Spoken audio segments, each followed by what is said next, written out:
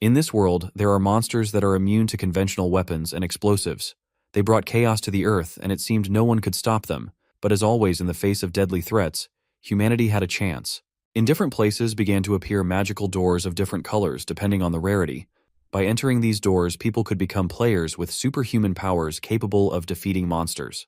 At first, the players successfully defeated the monsters, but then a portal appeared with monsters so strong that even all the players together were powerless. It was at that moment that the MC of our story, Subaru, appeared on the stage. He defeated the boss of all monsters in one blow like a true Saitama, all thanks to the power obtained from the unique rainbow door. You might wonder how he became so strong.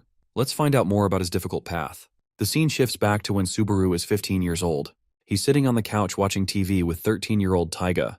They're both watching an interview with the famous gold player, Hirosaka. Subaru is completely inspired, talking excitedly about Hirosaka's achievements, but Taiga finds him loud and annoying. Frustrated, he reminds the protagonist that they aren't related by blood, so they're not real brothers. This comment hits Subaru hard, leaving him silent and sad. On the screen, the interviewer asks Hirosaka about the mysterious gate that appeared in the mansion. The hero admits they discovered a gate inside a mansion too late, which caused deadly creatures to escape. He explains that these creatures caused 16 deaths because regular weapons couldn't harm them. Only chosen players, selected by the doors of the trial, could kill the monsters. Hirosaka also shares that the gate to another world has a timer. When the timer runs out, the creatures will emerge. He acknowledges a mistake from the other day when a creature escaped, but reassures the public that they are working to enter the gate and eliminate all the monsters before the timers expire. Despite his guilt over the casualties, the interviewer praises him for killing the escaped creature in a single blow, saving countless lives from further harm. Hirosaka, though visibly remorseful, humbly accepts the praise, knowing the cost of his mistake. The player urges civilians to report any sightings of mysterious doors immediately to prevent future tragedies. Speaking on behalf of his team, he explains that the players risk their lives daily to protect the public from these deadly monsters. Subaru gets deeply inspired by Hirosaka's dedication and the bravery of all the players. The gate to another world first appeared 5 years ago, creating a pathway for monsters immune to conventional weapons to enter. These creatures terrorize humanity, and only the players can stop them. These players are chosen ones who pass through the doors of trial, which appeared on the same day as the gate. The doors are ranked in gold, silver, and copper.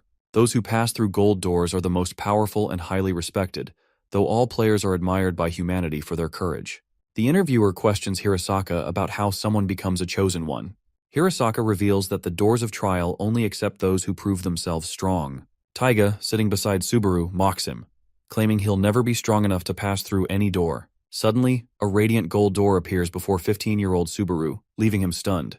Overwhelmed by the moment, the main character steps forward and grasps the door, determined to open it and change his destiny. Just as he is about to succeed, his stepbrother shoves him aside, seizing the opportunity for himself. In an instant, Taiga enters the door, robbing Subaru of his chance to transform his life. 3 years later, Taiga has already become the youngest gold-ranked player, earning widespread respect and admiration.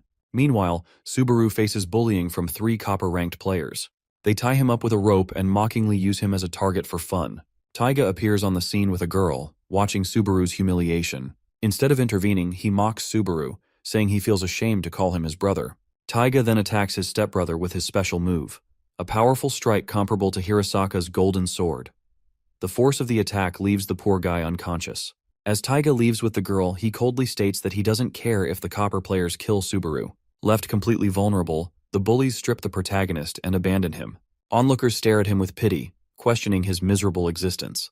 The next day, news reports reveal that 4 gates to the other world have appeared, and Taiga has destroyed all. At dinner that evening, Taiga's parents celebrate his accomplishments, praising him for bringing honor to the family. His mother commends him for supporting them financially, despite still being a student. She proudly declares how fortunate she is to have given birth to such a brilliant son, unlike her stepson, Subaru. Their father also dismisses his son, labeling him a failure. During the meal, Taiga notices that his expensive branded water has run out. He heads to the cage-like room where Subaru lives and orders him to fetch the correct brand of water. The evil stepbrother cruelly threatens that Subaru will remain his pet forever, calling him worthless. Subaru leaves the house, reflecting bitterly on Taiga's words as he walks the streets. He remembers the harsh conditions he endures in his tiny room, a cage that offers no escape from the scorching summer heat or freezing winters. Subaru's parents treat him like a servant, while Taiga sees him as nothing more than an insignificant insect. Subaru begins to regret not seizing his chance with the golden door when he had it. In his despair, the main character considers ending his life as the only way to escape his suffering. Meanwhile, 3 copper-ranked players appear. They have just returned from destroying a gate, evident from the scars on their bodies. Spotting Subaru, they decide to vent their exhaustion and frustration by killing him for fun. Armed with their swords, they begin chasing him, striking him whenever they can, leaving Subaru battered and severely injured. As Subaru stumbles, he realizes that his life is about to end at the hands of these players. Despite his earlier thoughts of ending his own life, a sudden surge of willpower fills him. He no longer wants to die. The players corner Subaru at a dead end and mercilessly attack him as he pleads for his life. Just then, 4 doors of trial appear between Subaru and the players. 3 of the doors are gold, silver, and copper, but the 4th stands out. It's a rainbow door. The sudden appearance of the rainbow door kills one of the 3 copper players, cutting him in 2 halves. The players, baffled by the rainbow door, speculate that it might be even more powerful than the golden one. They eagerly try to reach it, but the doorknob is on Subaru's side. The main character, who had resigned himself to death moments ago, now sees the rainbow door as a symbol of his second chance. He realizes this is his opportunity to reclaim everything stolen from him: his honor, status, power, and dignity. Determined to seize his moment, Subaru passes through the rainbow door, leaving the stunned copper players helplessly watching as the insect they tormented steps into the unknown. On the other side of the door, Subaru discovers that the trial of the rainbow door has begun. Subaru steps through the rainbow door and finds himself in a strange place. A figure with human-like arms and legs but an eyeless face stands before him. The creature named Vanquish notices Subaru's battered body and, with a wave of its hand, restores his heart, lungs, and legs. The main character feels strength rushing back into his body and stands up, looking at the figure. But as soon as the boy locks eyes, or rather the lack of eyes, with the being, he recoils in fear. Subaru quickly recalls crossing the door, which has now brought him into this strange new realm. The realization settles in. This is the beginning of his trial. The story briefly shifts back to the interview with Hirasaka. The interviewer asks him about the inside of the trial door. The player explains that, in his case, the interior was a grand medieval castle made entirely of gold. He further reveals that each door has a ruler who governs it, and to pass the trial, the player must earn the ruler's approval. The scene returns to Subaru, still inside the rainbow door. He observes the creature before him and realizes it must be the ruler of this place. This being will oversee Subaru's trial, and his journey has now truly begun. Inside the rainbow door, Subaru recalls Hirasaka's words about the trial. He knows he must attack the ruler to prove himself, but the creature standing before him looks monstrous. Subaru hesitates, unsure how he could possibly land a hit. The door owner notices his silence and speaks, asking him why he isn't preparing to fight. Subaru nervously replies that he's fine, but the ruler challenges him to start the trial immediately. Subaru questions the nature of the rainbow door, as he's never heard of it before. Vanquish, unimpressed by his hesitation, demonstrates his immense power with a sudden move that terrifies Subaru. This makes the poor boy doubt his ability to even touch the ruler. When the ruler demands that Subaru attack again, his legs tremble, and the ruler begins to question how someone so unsure of himself could have been chosen for this door. To push Subaru further, Vanquish throws several swords near him and commands him to choose one and fight. He offers the boy a choice: fight and prove himself, or leave through the door behind him, returning to his old life. Shaken and overwhelmed, Subaru reaches for the doorknob to leave. But just as he begins to turn it, the ruler stops him. Vanquish seems puzzled that Subaru, who once craved power and change, is now willing to return to the very life he wanted to escape. The ruler's intervention forces the boy to confront his own fear and uncertainty. The protagonist's fear overtakes him, and he decides to leave the trial, turning the doorknob to escape. The ruler, disappointed by the boy's retreat, calls him an insect. This word strikes a nerve, as Subaru recalls all the times he was belittled and bullied with that term. His suppressed rage boils over, and he begins banging on the door furiously, shouting his frustrations. The main character confronts the ruler, Vanquish, accusing him of cruelty and arrogance for using his power to mock and belittle him. The owner of the door smirks, further provoking Subaru's anger. Fueled by hatred and defiance, Subaru strikes Vanquish's face with all his might. The impact carries an intense, raw energy. Vanquish observes the strike and confirms that Subaru has passed the trial, explaining that his anger has transformed into power. Vanquish approaches Subaru and suddenly bites his shoulder, transferring his own power to the boy. The bite causes Subaru immense pain, and in retaliation he bites Vanquish back, completing the transfer. Vanquish announces that Subaru has passed the trial and has officially become a player.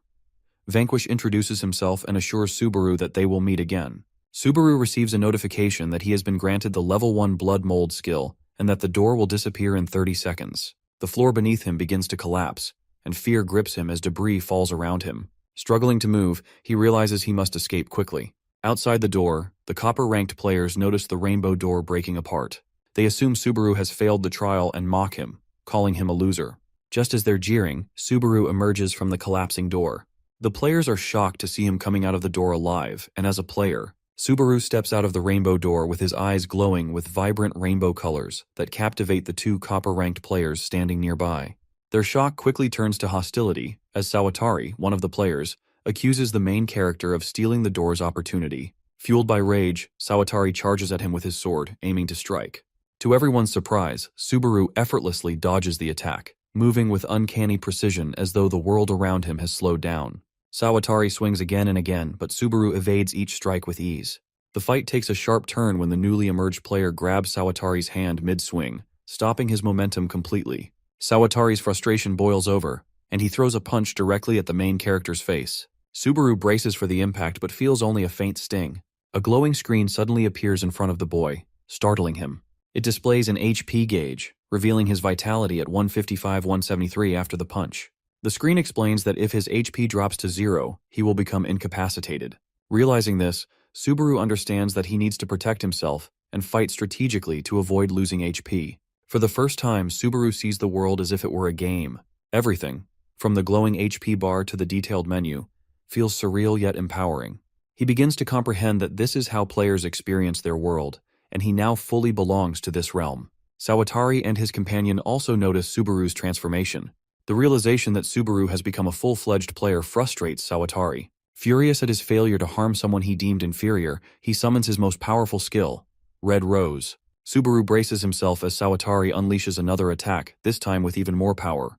The force is overwhelming, and though Subaru manages to block it with his arms, the impact leaves him shaken. He fears the worst, expecting to die, but instead, he loses only a portion of his HP. Checking the glowing screen in front of him, he sees his vitality has dropped to 121-173, and panic starts to creep in. If he keeps taking hits like this, his HP will soon reach 0, spelling his defeat.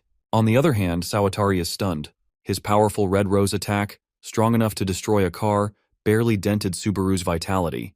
This revelation unsettles him, and his companion, realizing the gravity of the situation, urges Sawatari to retreat. He tells him that the power of the rainbow door may even be greater than a gold door. But Sawatari, consumed by pride and fear of Subaru's potential, refuses to back down. He tells him that they need to kill him while he is still at level 1 since he fears that he may get stronger later on. While they argue, Subaru senses their murderous intent and decides to flee. But before he can escape, Sawatari's friend uses an ash-wired skill, ensnaring Subaru in unbreakable metallic-like wires. Trapped and immobilized, Subaru watches in horror as Sawatari closes in, sword drawn, ready to deliver the final blow. Desperation fuels Subaru's thoughts. He knows he needs to use a skill to save himself, but he has no idea how. As Sawatari lunges at him, something instinctive within Subaru activates. Suddenly, 4 swords emerge from his body, forming a protective shield. The swords block Sawatari's attack, surprising everyone, including Subaru himself. This unintentional skill saves him, proving that the power granted by the rainbow door might be more formidable than even he imagined. Subaru considers using blood mold on Sawatari but hesitates. Frustrated, he calls out to Vanquish for help. Moments later, Vanquish appears, warning him that this will be the last time he assists him. He explains that blood mold allows Subaru to manipulate the state of blood for 10 seconds. He also reveals that the swords Subaru wields are formed from his own blood. Vanquish urges Subaru to figure the rest out on his own and tells him to channel his hatred, using it as a weapon against his opponent. With that, Vanquish vanishes, and Subaru's swords disappear. Sawatari takes the chance to attack again with his blade. The main character narrowly dodges, but his opponent is relentless, accusing him of stealing their door and killing their friend. Subaru defends himself, arguing it all happened because they tried to kill him first. Sawatari spits back bitterly, claiming that if Subaru had just died, none of this would have happened, and their friend would still be alive. These words ignite a deep hatred within him, fueling his resolve to fight. Both fighters charge at each other. Sawatari strikes first, but Subaru counters with a powerful blow, shattering his opponent's sword. After breaking Sawatari's sword, Subaru unleashes a powerful blow, hitting him with all his strength. The force of the attack sends the opponent soaring into the sky before slamming him back down to the ground with a loud crash. Before Subaru can follow up, One of Sawatari's friends uses a wire to lift him up and carry him away. As they flee, the friend reflects in shock. Subaru has drained all of Sawatari's HP with a single strike. This realization confirms that the power of the Rainbow Door far surpasses that of the Golden Door. What's even more astonishing is that Subaru is still just a level 1 player. Meanwhile, Subaru stands in the aftermath, the adrenaline still surging through him. For the first time, he fully grasps the extent of his newfound power. He's defeated a strong opponent, and the victory fills him with a mix of relief and determination.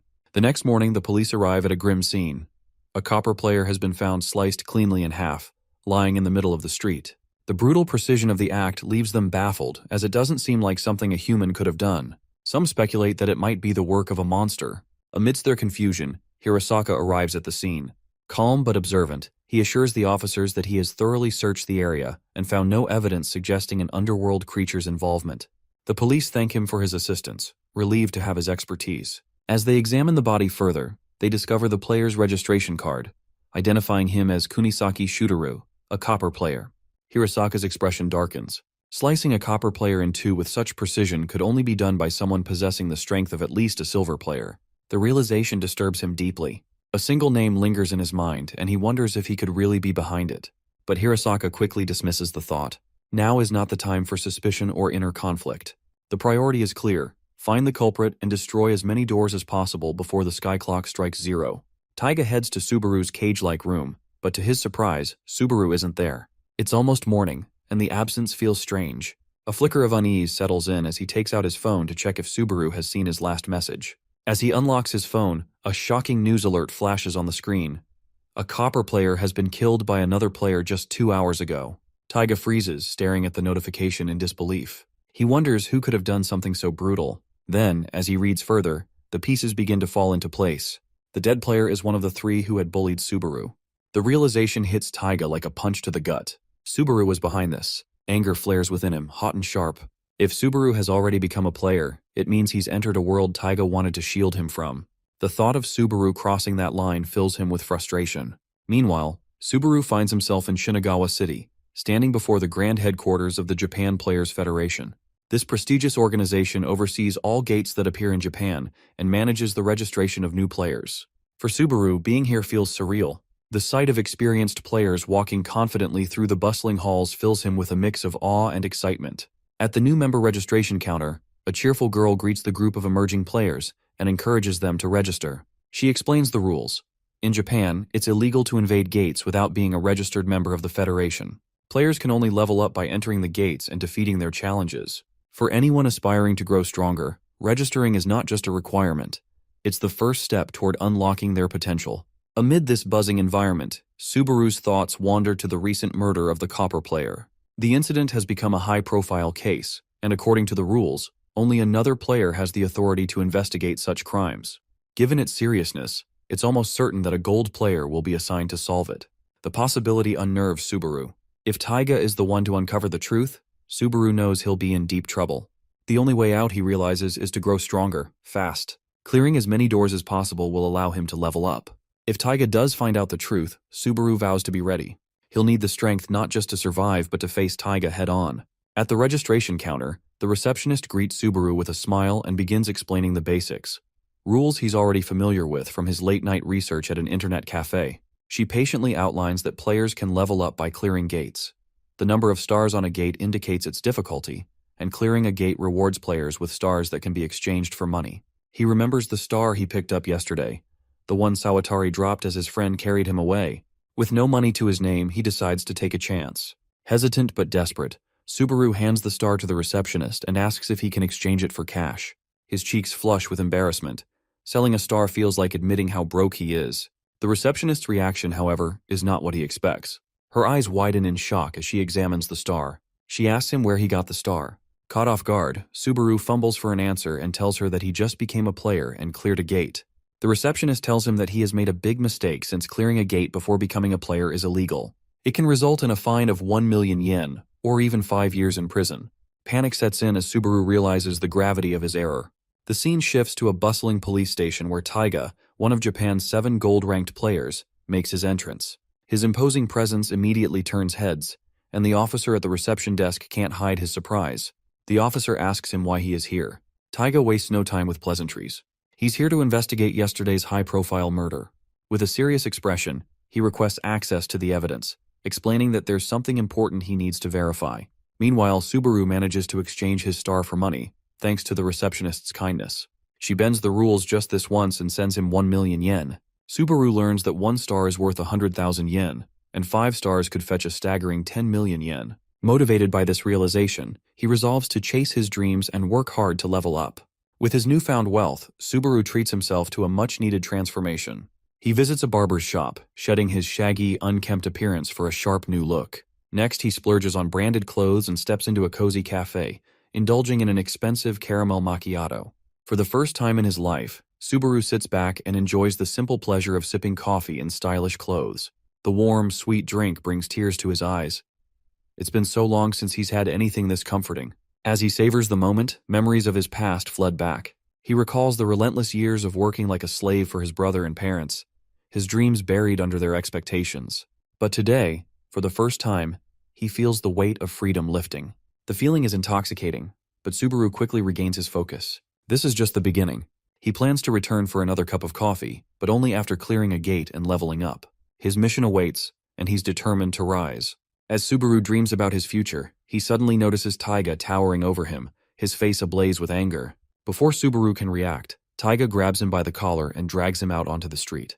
The tension is suffocating, but Subaru refuses to cower. Summoning his blood mold ability, he channels his blood to form a thick rope. With a swift motion, he uses the blood rope to tie 3 nearby vehicles together, planning to hurl them at Taiga in a desperate counterattack. Just as he prepares to strike, Subaru's eyes catch sight of a frightened mother clutching her child close by.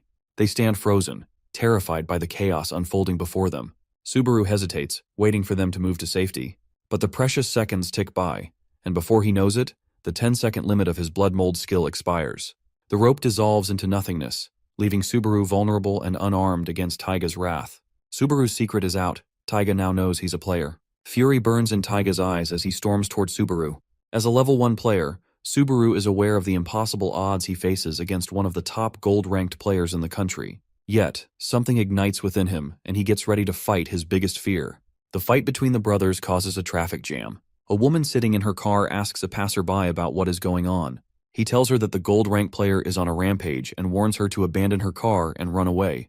Both the brothers are now face-to-face. Subaru asks Taiga how he knew his location. Instead of answering him, the man goes for a punch.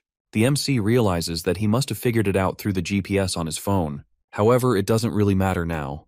Taiga uses his golden arm skill and tells him that he is going to die. Subaru suddenly closes his eyes and tries to contact Vanquish. His skill blood mold uses mana to manipulate blood, so if he gets carried away, he will dry all of his mania in no time. Subaru doesn't care about any of that for the moment. He only needs to think about surviving. With no warning, Taiga launches his golden arm straight towards our boy, but he manages to dodge it. He knows that he has to find out a way to use his blood mold ability. Before he can even land, Taiga appears behind him and goes for another attack. Subaru barely manages to get out of the way. He knows that if he gets once, he will die. Taiga gets a bit annoyed and calls him pathetic for using such a skill. He thinks to himself that he only needs to catch him down. However, Subaru suddenly covers himself in a red smoke. He appears behind his brother and uses his hatred to fuel himself. His punch is still not powerful enough, and he ends up hurting his own wrist. This was the same attack which defeated Sawatari in a single blow, and it had no effect on his brother. While he is still in pain, Taiga lands a hit on him which drains almost all of his health. Subaru still isn't ready to give up. He uses his smoke to blind Taiga and hits him with the toughest blood he can make. To his shock, it does nothing to the gold rank. He seems to be in a completely different level than him. Subaru realizes that he can't beat his brother no matter what he tries. Taiga knows that he has to kill him right now because if he allows him to level up, he may cause problems later on. He hits him as hard as he can, but surprisingly, it does no damage to Subaru. As he looks down, he notices an airbag made out of blood. At least this is what he thinks it is. In reality, Subaru has made a sticky substance out of blood. Taiga tries his best to get it off his hands, but it doesn't work. The effect of blood mold lasts for 10 seconds, so Subaru knows that he has to give it his all and not think about his mana. He creates several other bubbles and launches them all at his brother. Taiga furiously asks him if he really thinks he has won. Our boy tells him that he isn't even thinking about whining. He is simply trying to survive, and he will succeed in that. Using whatever mana he has left, he covers his entire body in the sticky blood and uses a rope to get out. After the duration of the skill ends, he creates a smokescreen so Taiga can't chase after him. Taiga is almost fuming that he let him escape and promises to hunt down and end his life. Suddenly, he feels an overwhelming presence around him. He then notices the top 3 gold rank players walking towards him. He tells them that he doesn't have any time to explain what he is doing, but before he can go anywhere, he gets shackled by some golden chains. Taiga can't believe that the top gold rank players are after him. Hirasaka points his sword towards him and says that they are restraining him. Meanwhile, our boy is almost on the verge of death. He has 5 health and 2 mana left. He couldn't land a single hit on his brother, and he knows that if he finds him again, he is dead. His clothes are also torn apart, and the rest of his clothes are at the cafe. He knows that in order for him to obtain freedom, he has to fight and get stronger. Somewhere else, groups of players argue with a girl about the reservation of a gate. She tries to tell them that she has already reserved the gate, but they won't listen. When it starts getting a bit heated, she smiles and prepares to remind them who she really is. She is a copper rank player named Sayaka. We then see the guys mocking her as she gets beaten by the group. They ask her for her level, and she tells them that she is at level 8. The guy who destroyed her is at level 13, and she couldn't even beat him alone. Another asks her to just give them the gate since it is about the survival of the fittest. She stands her ground and tells them that she already knows it, and this is exactly why she can't afford to lose to them. As one of them prepares to attack her, he gets interrupted by a voice. Subaru enters the scene and asks them if they are deciding who gets to go inside the door based on survival of the fittest. He calmly asks them if he can also join them. The guy gets mad and tries to push him away. Subaru immediately uses his skill and the man falls down to the ground. With a serious expression, he tells them that he has to get stronger as soon as possible. He also tells them that he is at level 1. Hearing this, the men think that they can take him on just using their stats difference. Subaru has been fighting strong players all this time, so these guys appear too slow to him. He continues beating them down using his fists. The last guy uses one of his skills and takes out a gun. He tries shooting him, but Subaru simply blocks the bullets using his blood mold skill. He then proceeds to destroy this guy too. Meanwhile, Sayaka stands there in shock, wondering who he is. Because of his skills, she thinks to herself that he must be at the gold rank. Subaru undresses one of the men and walks inside the door wearing his hoodie. Before she can figure out what is happening, he has already stolen her door. This is his first time inside a door and he thinks it looks great. Suddenly, Sayaka opens the gate and enters from behind. Immediately after entering, she locks the door, making it impossible for them to escape without defeating the boss. She lets out an evil laugh and says that the guys outside won't be able to enter even after waking up. Meanwhile, Subaru stands there awkwardly. He tells her that he won the door fair and square, but she argues that she originally reserved it for herself. All the doors are listed on the website and players can reserve them. He apologizes to her and tells her that it's his first time inside the gate. He needs to level up and leave immediately, so he asks if she will allow him to clear it with her. She allows him since he helped her, but more importantly because she knows what it feels like to try to get stronger. The two of them make a deal to split the reward 70-30. He doesn't want to get her his real name since he is accused of murdering a player, so he tells her that he is Vanquish. As she excitedly prepares to clear the gate, a stone comes flying at her. Subaru tries to warn her, but she is quick to block the attack. The enemies inside the gate have arrived. Sayaka smiles and asks him to let her handle it. The players are able to fight the underworld creatures thanks to their increased physical powers and skills granted to them by the doors. As the girl continues taking down the monsters, Subaru watches in awe. After putting all the creatures to sleep, she turns around and asks him what he thinks. She proudly explains that her skill is called Instant Void, and it allows her to stun any enemy for 3 seconds by hitting them. She can't use it in long-range fights, but it's great in close combat. Suddenly, all the creatures get up again. Her ability only stuns them for 3 seconds, and she forgot to finish them off during that time. She starts screaming for help, but our boy is still obeying her orders. He realizes that her ability also has a time duration like blood mold. He can't use his blades because she is in the way, so he decides to use something else. Subaru uses his blood mold skill to create long, strong ropes. The ropes wrap around the monsters' necks, tightening until they suffocate and collapse. With every enemy defeated, Subaru levels up, becoming a level 4 player. His blood mold skill also improves, extending its duration to 15 seconds. His wounds from Taiga heal completely, and his HP and MP are fully restored. Sayaka, who only knows Subaru by the name Vanquish, is amazed by his power. Subaru praises her skill in return, but she downplays her abilities. He gives her advice. Use her Instant Void skill every 3 seconds in one-on-one battles to maintain an advantage. Sayaka realizes this strategy could make her nearly unbeatable. They soon spot more creatures hiding in a nearby creek. Sayaka steps forward, targeting one monster and applying Subaru's advice. With precise timing, she defeats it easily. Encouraged, she calls out the rest of the hidden creatures and starts taking them down one by one. As Sayaka handles the smaller enemies, a massive figure approaches. The boss. It's a level 17 Goblin Chief, accompanied by a level 12 large kobold. Subaru tells Sayaka to continue fighting the others while he faces the boss alone. The two enemies charge at Subaru, using a level 2 skill called Forage. The powerful attack could have been deadly, but Subaru defended himself by forming a blood shield. His improved skill holds strong, allowing him to survive the hit. Meanwhile, Sayaka keeps eliminating the smaller monsters. She doesn't even consider joining Subaru in the fight against the boss. To her, her level 8 skills seem insignificant against such a strong silver-class archer enemy. Subaru struggles against the boss as the Goblin Chief uses long-range archer skills, while the kobold relies on swift invade and hit attacks. The relentless combination leaves Subaru unable to land a strong counterattack.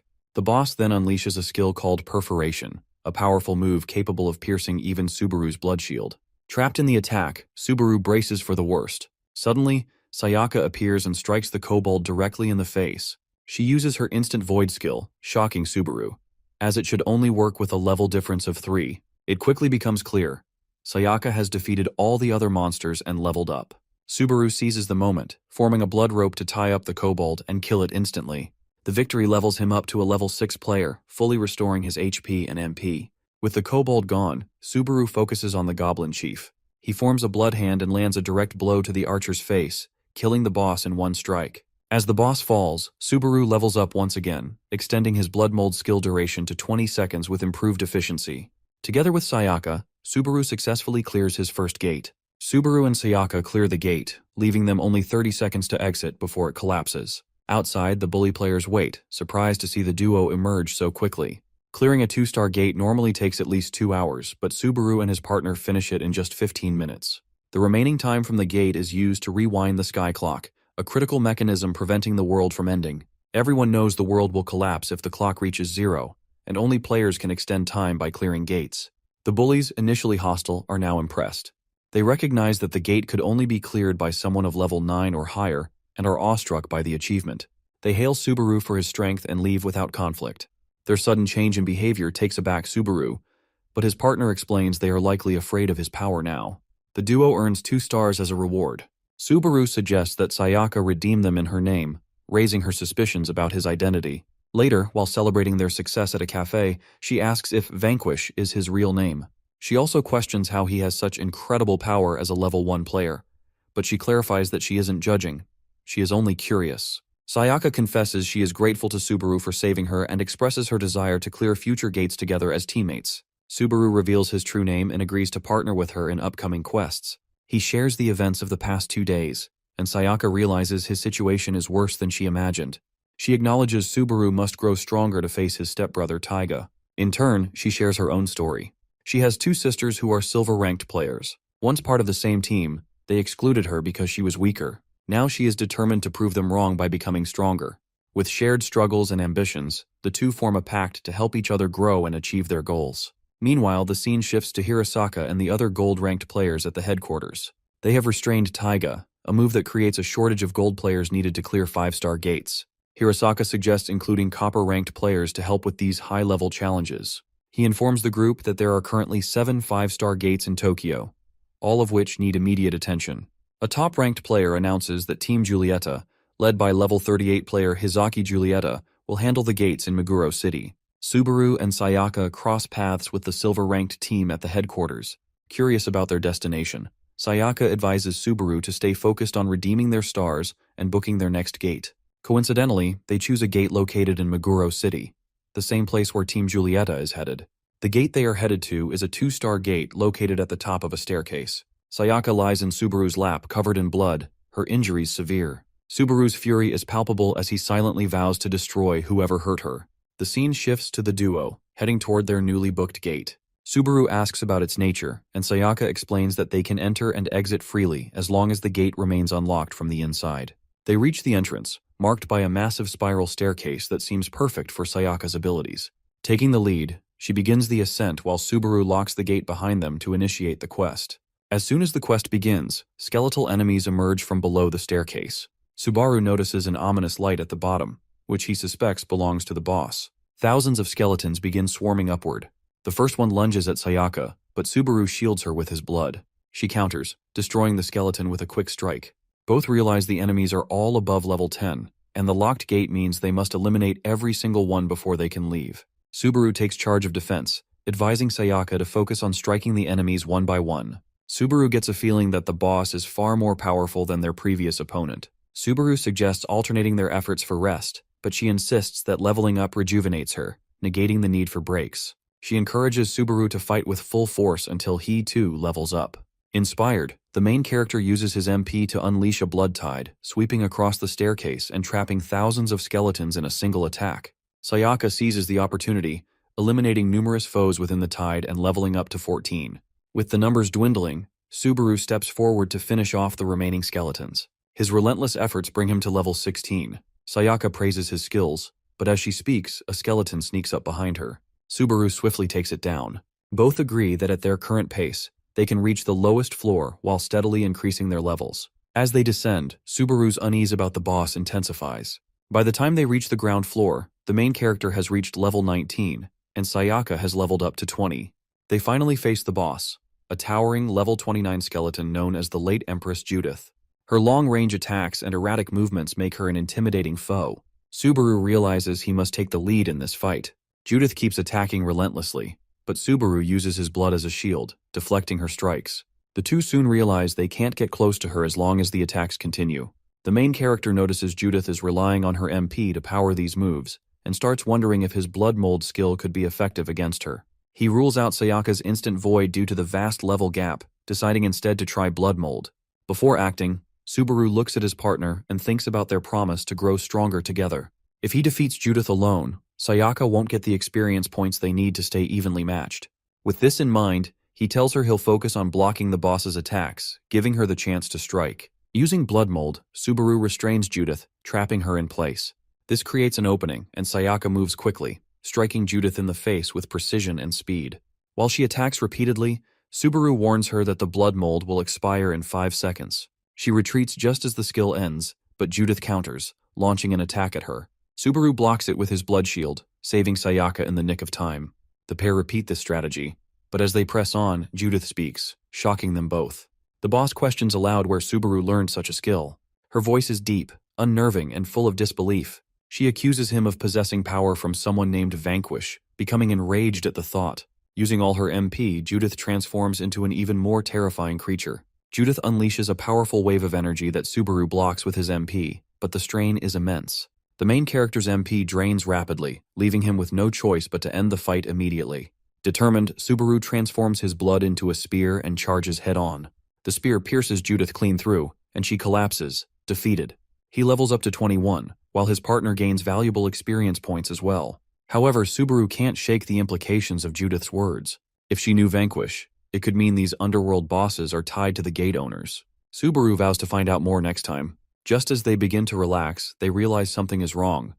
They haven't received the notification for the gate's unlock. Anxiety builds as they wonder if they've been trapped. Suddenly, a shimmering rainbow door materializes in front of them. Subaru is startled, but Sayaka explains, this is a trial door, a rare occurrence where players gain new skills after completing it. She mentions that the top-ranked gold player has cleared 7 doors and become nearly invincible. Driven by curiosity and ambition, Subaru unlocks the door. The moment it opens, an attack comes out of nowhere. Subaru's arm is slashed, and his partner is struck, falling hard to the ground. Shocked and furious, he looks toward the door to find someone standing there. It's not Vanquish this time. He rushes to Sayaka's side and sees her bleeding heavily. The figure at the door smirks, mocking him and calling him an insect. Fueled by anger, Subaru swears to destroy this new foe. The attacker steps forward, introducing himself as the Ghoul King Carrion, one of Vanquish's subordinates. The battle is far from over. As Subaru faces off against the subordinate of Lord Vanquish, he is shocked to see such an opponent standing before him. Acting quickly, he attempts to contact Vanquish and inform him that his subordinate is attacking them. However, to his astonishment, Vanquish vanishes without responding. This confuses him even more, and the subordinate explains that the Lord Vanquish within him isn't real. It's merely a mechanism of the blood mold technique. He further reveals that for him to complete the trial, he must inflict a wound on his body. Before the subordinate can even finish speaking, Subaru charges at him without hesitation.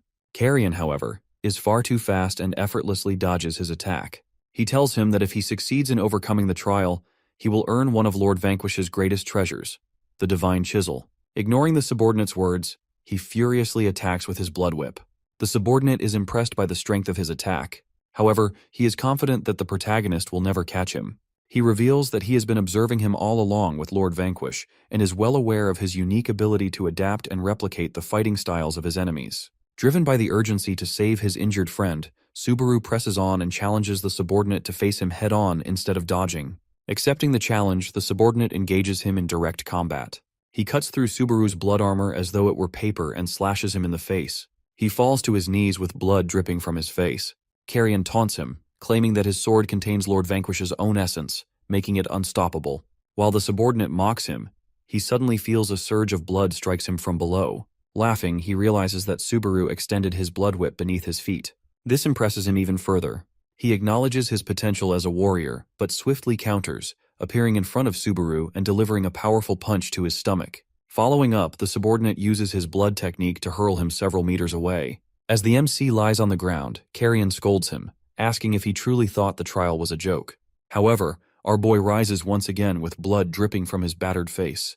Consumed by his determination to save his friend, he forms a new blood armor using his blood mold technique. Channeling his hatred into raw power, he launches another attack. Despite his determination to win, the subordinate's speed remains unmatched, and he struggles to land a decisive blow. As they continue fighting, Carrion slices off one of his arms with ease, cutting through his armor as if it were nothing. Yet our boy astonishes him by reattaching his severed arm with the blood technique. The subordinate is momentarily surprised, but he resumes his relentless assault, dismembering him repeatedly. Each time, Subaru reattaches his limbs using his blood mold technique, despite the immense strain on his body. The subordinate realizes that his relentless efforts are pushing him to the brink of collapse, as his mana dwindles with each reattachment. He begins to laugh, impressed at the MC's willingness to sacrifice himself to win the fight. Carrion recalls a conversation with Lord Vanquish, who spoke of Subaru's tenacity. Even when faced with overwhelming pain and odds, he had the audacity to bite him back. This memory makes him laugh, and he begins to admire his ferocity. Back in the present, Carrion laughs and tells him that he has started to like him. However, as he looks at his face, he is terrified. Subaru, now almost out of control, channels his remaining strength to create a blood lance with his blood mold skill. Without hesitation, he charges forward, aiming to pierce the subordinate directly. At this point, he is not even trying to inflict a wound, but to finish him off at once. Subaru slashes Carrion in half, but to his surprise, Carrion doesn't die. Instead, he laughs and asks if Subaru really thinks he can skip grades by killing him. Subaru glares at him and snaps, telling him to just hurry up and die. He's desperate to take his friend, Sayaka, to the hospital, but he can't do that until he gets out of the gate. Carrion sighs and tells Subaru not to panic, explaining that time flows differently inside and outside the gate. He then asks Subaru how he plans to survive since his mana pool is about to run out. Subaru replies that he doesn't have another way to beat him. This was his only choice. He just wants to save Sayaka before he dies. Hearing this, Carrion looks annoyed and asks if Subaru is in love with the girl. Subaru starts crying and denies it, saying that it's not about love. He made a promise with Sayaka to never abandon each other, and she's the first friend he ever made in his entire life. Carrion falls silent, the words hitting him hard. He remembers how Vanquish saved him when he was younger, and the promise he made to never abandon or betray him. Realizing his mistake, Carrion apologizes to Subaru. He then hands Subaru the Divine Chisel and grants him a special skill for skipping grades. Subaru, confused, asks why Carrion is giving him all this if he's going to die anyway. Carrion reminds him that since Subaru defeated him, he has successfully cleared the gate. Subaru levels up, recovering all of his health and mana. Carrion reveals that he is an underworld creature, part of the same kind as Lord Vanquish. He says he doesn't have much time left to explain, but tells Subaru something important. If one of his friends ever dies, he can use a skill called Blood Usurper on them. Subaru stands there confused, unsure what Blood Usurper even means. Before disappearing, Carrion tells Subaru to remember his words. The gate's quest ends and Subaru evacuates with Sayaka. He realizes he just cleared a 2-star quest. Meanwhile, the sky clock begins counting down the remaining time, but Subaru doesn't care. He immediately takes out his phone and calls an ambulance to get help for Sayaka. Elsewhere, in a 5-star gate, a group of heroes struggles to fight off creatures. The gate is led by Mr. Julieta, who watches in horror as his crew members die one by one. They are up against a level 59 sky whale that attacks them with powerful water balls. Julieta starts to panic. This isn't even the main boss yet. One of the remaining heroes asks him what their next move is, pointing out that they can't escape unless most of the players in their group die. Julieta glares at him and, without hesitation, stabs him in the head, thinking his own life is far more important. Suddenly, a notification appears. The majority of players in the group have died. Julieta starts laughing, realizing he can now leave the gate. The remaining players shout at him, begging him not to abandon them, saying the whale will escape into the real world. Ignoring them, Julieta orders them to keep the creature at bay while he runs for the exit. As Julieta escapes the gate, he gets a notification that all of his group members have died. Before he can react, a powerful attack from the whale strikes him. He begins crying, realizing the players weren't able to stop the whale. The massive creature has escaped the gate and is now heading toward the city. Back in the real world, doctors tend to Sayaka as Subaru watches over her. Suddenly, he gets a notification. The 5-star quest has failed. The quest still had 5,837 hours remaining, but as a penalty, all of this time was deducted from the sky clock. The timer now shows only 49 days left. Subaru tries to make sense of it all when he hears Julieta screaming in the distance. Julieta bursts into the hospital yelling for help. He frantically demands a car and tries to force a doctor to drive him away. He shouts at them to abandon Sayaka, claiming his life is more important because he's a silver rank. Subaru steps forward and places a hand on Julieta's shoulder, trying to stop him. Julieta turns back, furious, and demands to know what Subaru is trying to do. Meanwhile, the massive whale looms closer, its shadow darkening the skies. The Player Federation warns the citizens of Meguro City about the underworld creature that has just escaped the gate. The threat level is classified as 5 stars, and the Federation frantically tries to evacuate all the residents. Subaru hands his friend Sayaka over to the doctors as they escape in an ambulance. This enrages Julieta, who threatens to kill Subaru. Without hesitation, Subaru uses his blood armor technique to create a suit of armor and begins beating Julieta relentlessly. After restraining him, Subaru demands to know if the whale is only targeting him. Julieta, shocked at Subaru's overwhelming strength, explains that underworld creatures only target the place inside the gate. Subaru processes this information, realizing that as long as Julieta is alive, the whale won't stop attacking this area. Determined to end the threat here and now, Subaru questions Julieta about the whale's abilities. Julieta reveals that the creature can summon water and shoot laser beams. As the whale charges its next attack, Subaru quickly raises his blood shield, deflecting the powerful laser. Even Julieta is stunned, knowing the whale's attacks can penetrate even silver-class shields. With the whale hovering in the air, Subaru sees an opportunity to fight without holding back. He leaps into the sky and strikes the whale with his blood fist attack, but the hit does little damage. The whale lets out a deafening roar, shattering the windows of nearby buildings. Subaru lands back on the ground, realizing this underworld creature is far stronger than he expected. Determined, he draws his divine sword and channels 1/3 of his mana into a single, powerful strike. As the whale fires a barrage of water missiles, Subaru intercepts and destroys them with his attack. However, the creature is still alive. The whale begins charging another laser, and Subaru knows he must stop it. If the whale fires, the entire city could be destroyed. Without hesitation, he uses another 1/3 of his mana and launches another devastating blow. This time, he manages to finish off the whale. The creature collapses, and the water it summoned falls to the ground in the form of rain. The citizens look back, stunned, realizing that someone has defeated the underworld creature. Julieta watches in disbelief, wondering if Subaru is the new gold rank player. Subaru, however, doesn't gain any levels for defeating the whale since it was killed outside the gate. Despite this, he feels relieved that the city and its people are safe. Thinking of Sayaka, he immediately leaves to check on her. Meanwhile, an old man records a video of his heroic actions. At the hospital, the doctors are busy operating on Sayaka. Her condition appears critical, and the protagonist tries to reach her anxiously. A single tear rolls down from her eye. The scene shifts to the mortuary, where Subaru takes one final look at his friend, Sayaka. Overwhelmed by grief, he drops to his knees, blaming himself for her death. It was his decision to involve her in the dangerous quest, and now he feels the weight of that mistake. Anger bubbles within him, but amid the sorrow he remembers when Carrion told him to use the Blood Usurper skill if one of his friends ever died. Desperation kicks in, and Subaru frantically opens the system menu, searching for the skill. Since he is at level 26, he unlocks Parivara, a skill that allows the user to resurrect someone as their kindred within 1 hour of their death. The description is vague, but it's his only hope. Without hesitation, he activates the skill. Sayaka's body begins to change as a countdown appears, ticking down relentlessly. If it reaches 0, the chance to save her will be gone forever. Subaru watches in horror as the numbers drop. When the timer hits 0, nothing happens. Panic overtakes him and he wonders if the skill has failed. At that moment, 2 girls enter the room. They rush to Sayaka's body, crying and calling her their sister. Subaru watches in stunned silence, realizing they must be her older and younger sisters. One of the girls notices him and storms over, demanding to know who he is. Still in tears, Subaru explains that he was a friend of Sayaka, Fury flashes in her eyes as she pins him against the wall. Accusing him of dragging Sayaka into this mess, she blames him for her sister's death. Her anger erupts, and she raises her hand to strike him, but before she can, Sayaka suddenly sits up. An ominous aura radiates from her as she rises. Her appearance has completely transformed. Even her clothes seem different, and her eyes carry an unnatural intensity.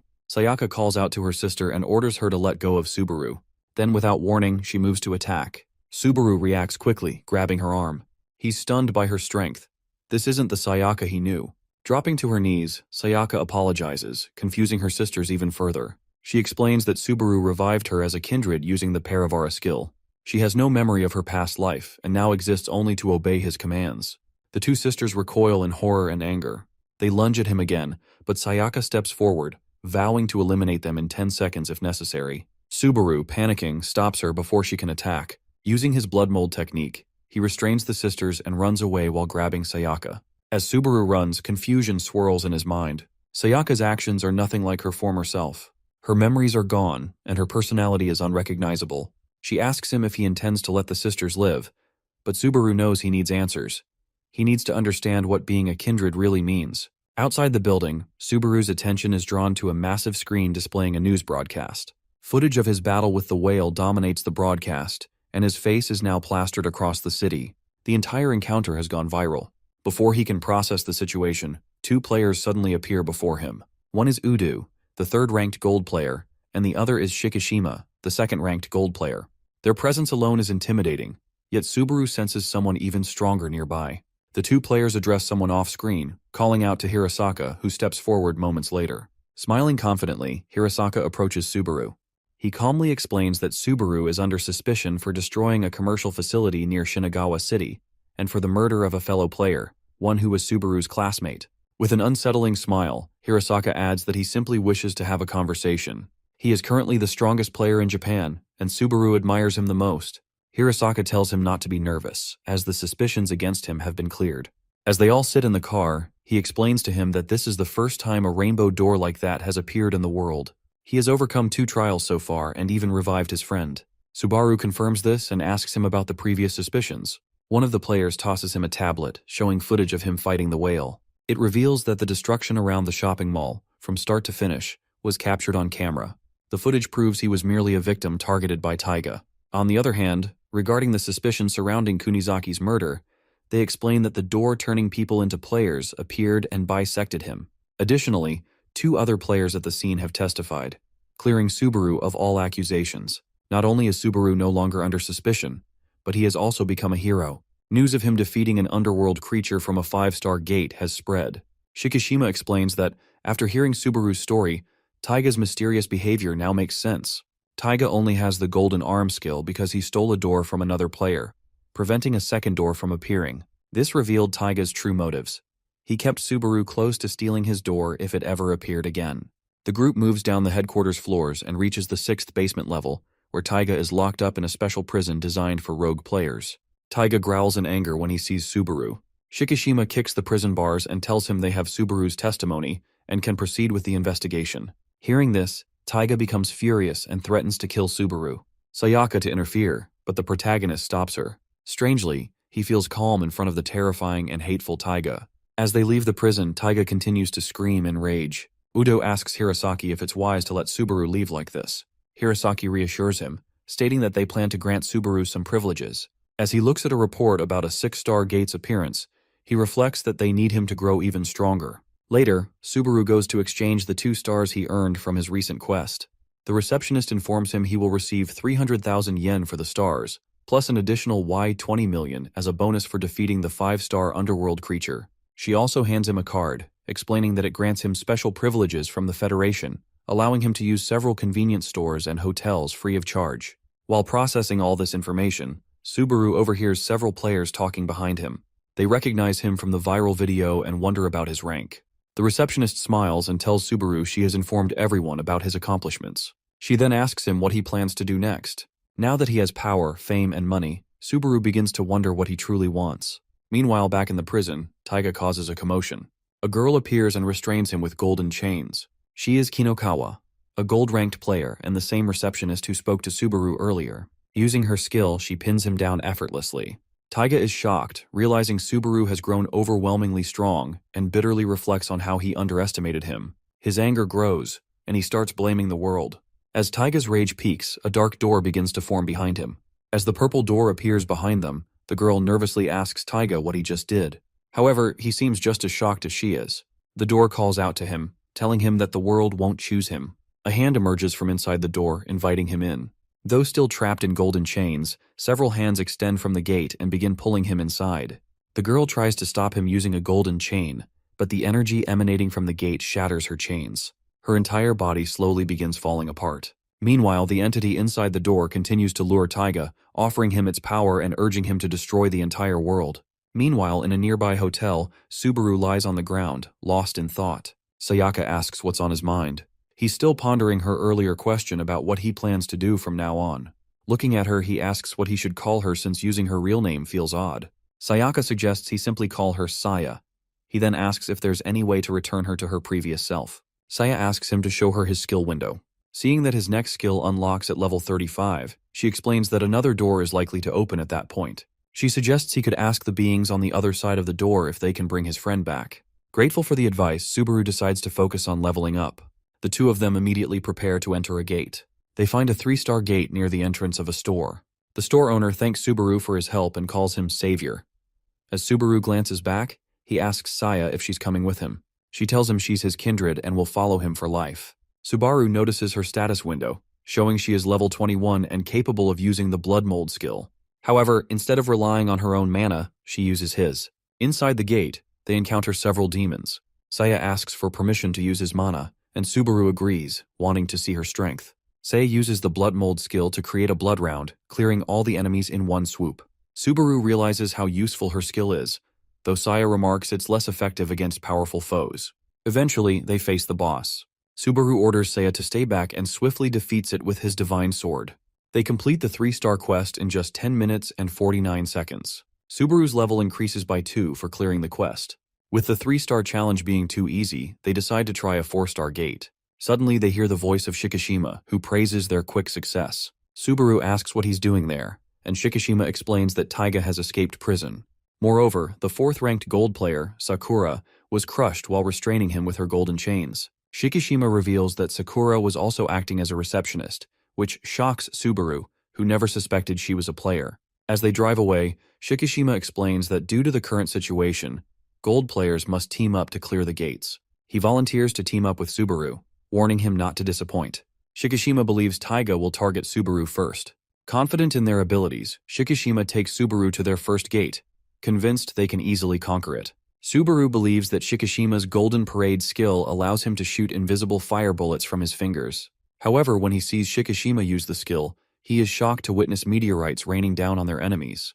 The underworld creatures they face are far from weak, yet Shikishima makes them seem like mere 1-star creatures, eliminating all of them in a single attack. After the battle, Shikishima explains that gold players must follow strict rules outside the gates. They are prohibited from using skills beyond their first one, as higher-tier skills can cause catastrophic damage in the real world. After wiping out the enemies, he signals Subaru to move forward. Shikishima elaborates that the top gold players earn the title of the 7 Knights, bestowed upon them by the owners of their respective doors. The entity that granted Shikishima his power is an incarnation of Dragoon. The skill he just used is called Barrage of Dead Flames. As they approach the next gate, Shikishima tells Subaru to start scouting for future gates. Shikishima then eliminates the boss in a single attack, clearing the gate in just 52 minutes. Subaru is stunned by the immense strength of a gold player. Shikishima apologizes for finishing the gate by himself, and promises that the next one will be Subaru's challenge. The next gate is a glass waterfall stage with a 4-star difficulty rating. The entire terrain is coated in ice, making movement difficult. In these types of areas, there are no low-level creatures. Players face only a single boss. The boss, a level 42 class spirit shaped like a cat, immediately lunges at Subaru.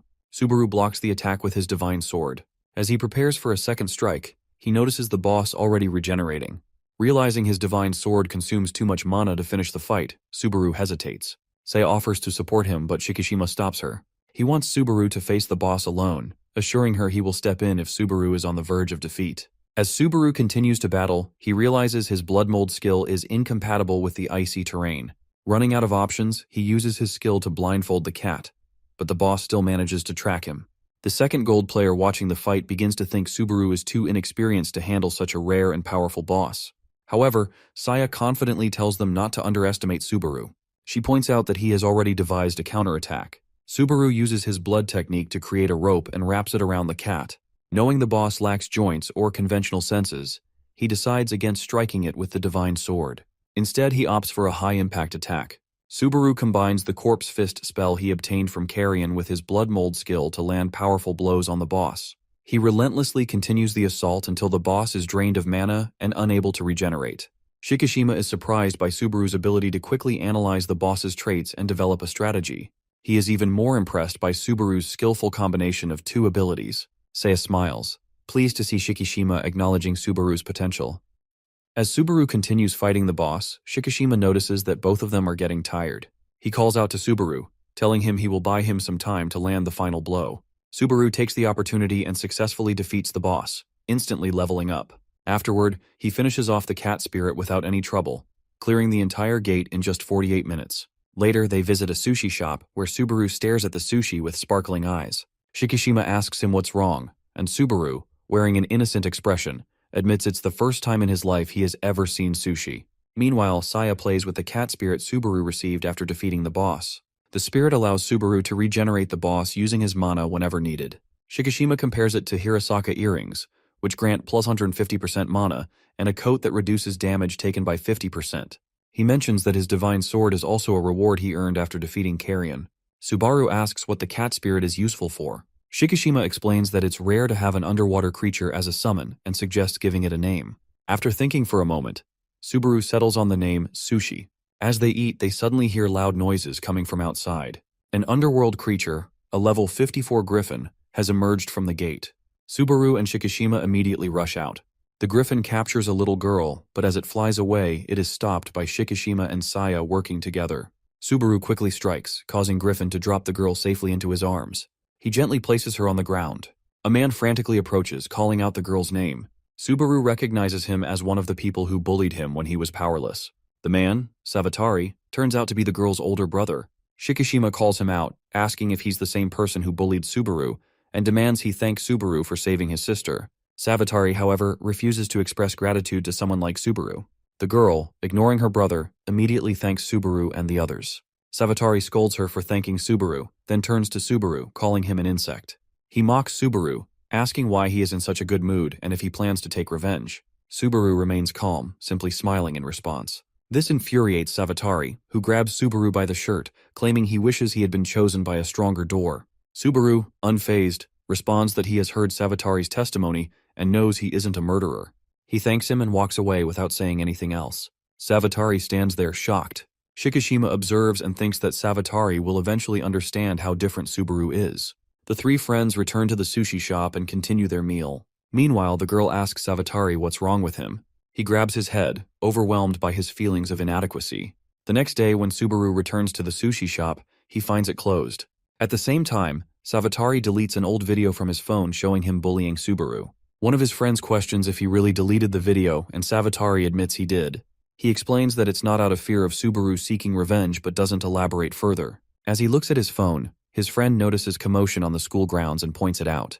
Subaru receives a call from Shikishima, who informs him that Taiga has appeared at his school. Savatari receives a message from his sister Kana, who tells him that she would like to eat pork cutlet for dinner. He takes a moment to think before replying. Suddenly, his friend frantically pulls him away from his phone and points to the stadium. The two of them look out the window of the classroom in fear. Outside, they see Taiga walking out of a purple door with a terrifying aura surrounding him. A mysterious dark door appears next to Savatari and his friend in the gym by the ring. It's not just them. Mysterious doors have started appearing everywhere, and someone seems ready to open one. Taiga announces to the entire school these doors can grant them a new power strong enough to rival a gold rank. Everyone thinks about his words in confusion as he invites them to enter the gates and join forces with him. Meanwhile, Shikishima shows a photo of the newly revamped Taiga to Subaru and tells him that he has entered the school. Bro is more worried about him copying his hairstyle. As they all rush to the school, Subaru asks about the door behind Taiga in the photo. Shikishima says he doesn't know much but suspects it's something bad. The group takes the shortest route to the school. At the school, Savatari stares at the door while his friend wonders if they should go in or not.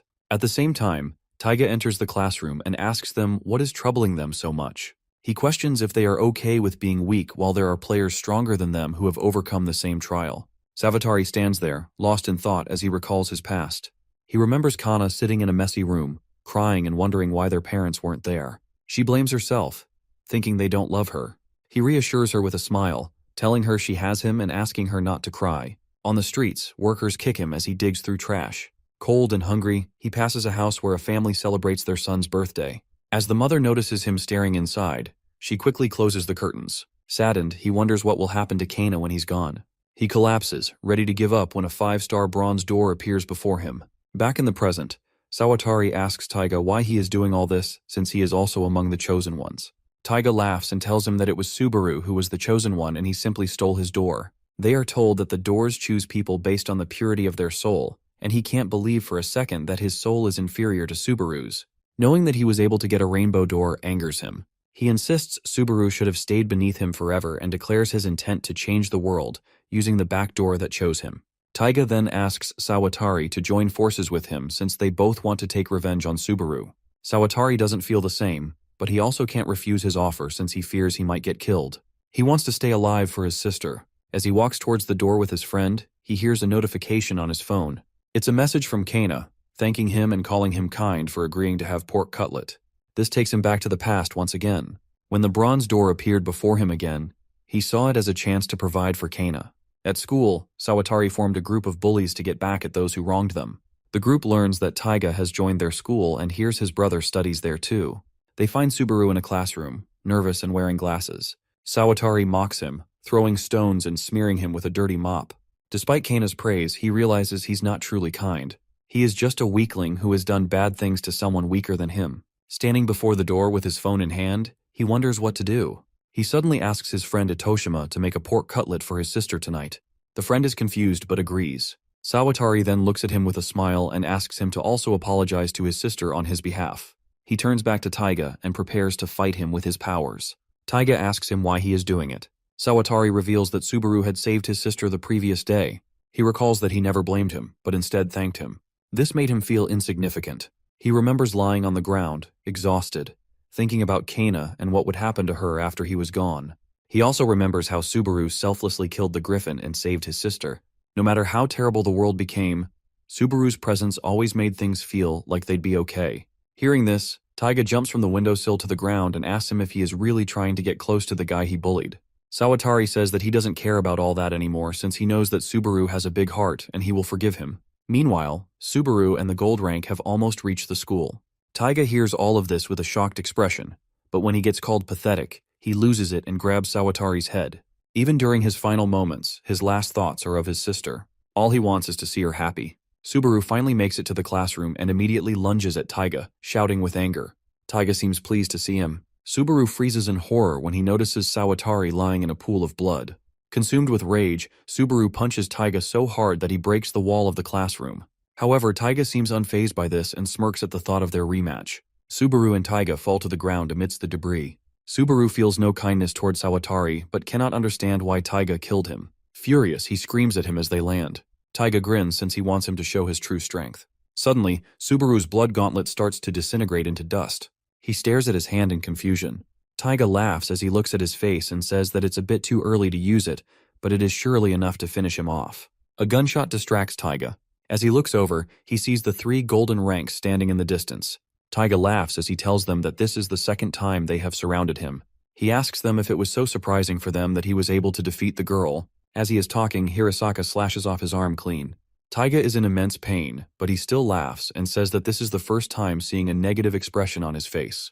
Hirasaka agrees with him saying that he is angry, and it is surprising for him too. Subaru stands stunned by the top gold rank's power. Hirasaka asks him if he is okay, and he nods. This makes Taiga furious, and he goes in for an attack. A massive arm tries to squish Hirasaka, and as he uses his sword to defend, it shatters into pieces. Subaru, still grappling with what's happening, shouts at him, but before he can act, Udo traps Taiga within a golden wall. Subaru jumps away from the forming barrier as Udo focuses all his energy on containing Taiga. Since this is his second spell, he has broken the rules by using it outside of a gate. While Taiga is trapped, Shikishima and Saya attempt coordinated attacks, but he easily nullifies them. The golden wall begins to crack, and Taiga's laugh echoes as the barrier collapses completely. Even Udo is astonished by Taiga's strength. His power is far beyond what anyone expected. The group knows that there is a special effect in Taiga's smoke. Udo asks for Hirasaka's permission to use his other skills, but he tells him that he will only endanger the lives of other people by doing so. This is exactly what Taiga wants to happen. Shikishima starts thinking about the special effect of Taiga's skill. He remembers that Kinokawa's hands and feet were crumbled and weathered down in an instant after her recent encounter with Taiga. If his thought process is correct, Taiga's special skill would be to speed up time. As the gold ranks face off against him, Subaru suddenly charges at him out of nowhere. Shikishima tries to stop him from going inside the smoke since it advances time for everything that it touches. Despite the warning, our boy goes into the smoke and manages to land a hit on Taiga with his face covered in blood. He used his blood mold skill to constantly spread new blood around his body, which protected him from the smoke. As Taiga looks at him in confusion, he tells him that his time to be afraid of him is over. My man levels up and uses a spell called Immortal Inverness. Taiga is furious after Subaru's sharp comments. Suddenly, doors appear around them, positioned near the players. Subaru glances at the purple doors surrounding the players and notices smoke seeping out. The players instinctively gather in the center to avoid the smoke. Hirasaka is surprised because it's his first time seeing a skill that can summon doors. Taiga tells him that since he can block his smoke, he will just start killing his friends. He closes his eyes and remembers when Sayaka died because of him. The group is surrounded by thick smoke and has no way to escape. Keeping these circumstances in mind, Hirasaka allows Shikishima and Udo to use their second-level skills freely. The tension rises as rainbow energy envelops the area, making everyone uneasy. Subaru calls out Taiga directly and asks him how he dared to put his hands on his friends. He is now completely engulfed with rage.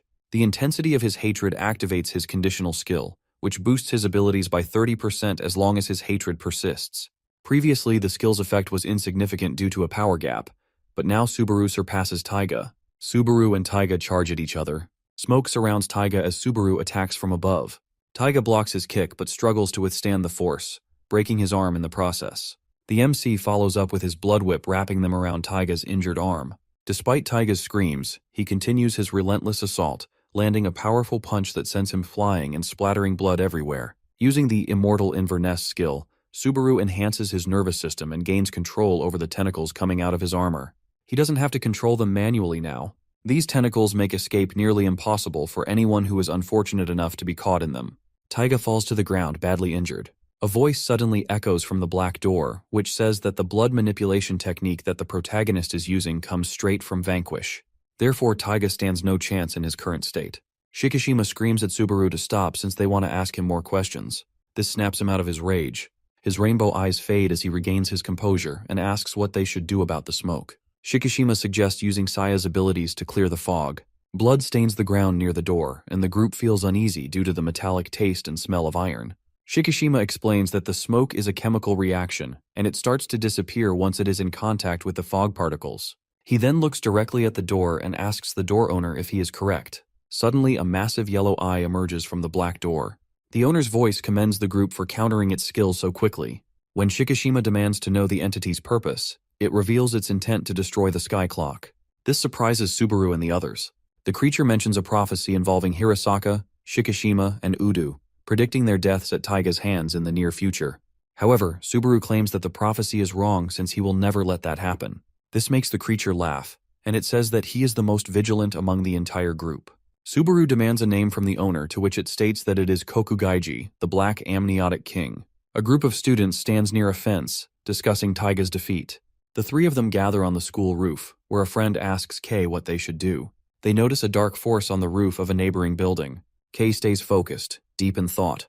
Back in the battle, Kokugaji tells them that it is a being who wants to destroy the entire world. Subaru furiously tries to attack, but the door disappears and sucks Taiga inside. All the gold ranks try to take the door down before the creature can escape, but they fail to do so. After it vanishes, Saya mocks them for allowing the creature to escape.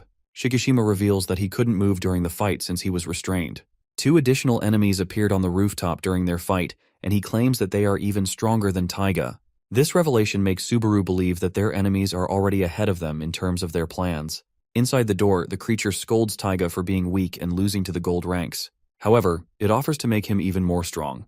Kokugaji also welcomes all the players who choose to enter the doors. One of the players tells him that they will betray him immediately if they don't become stronger.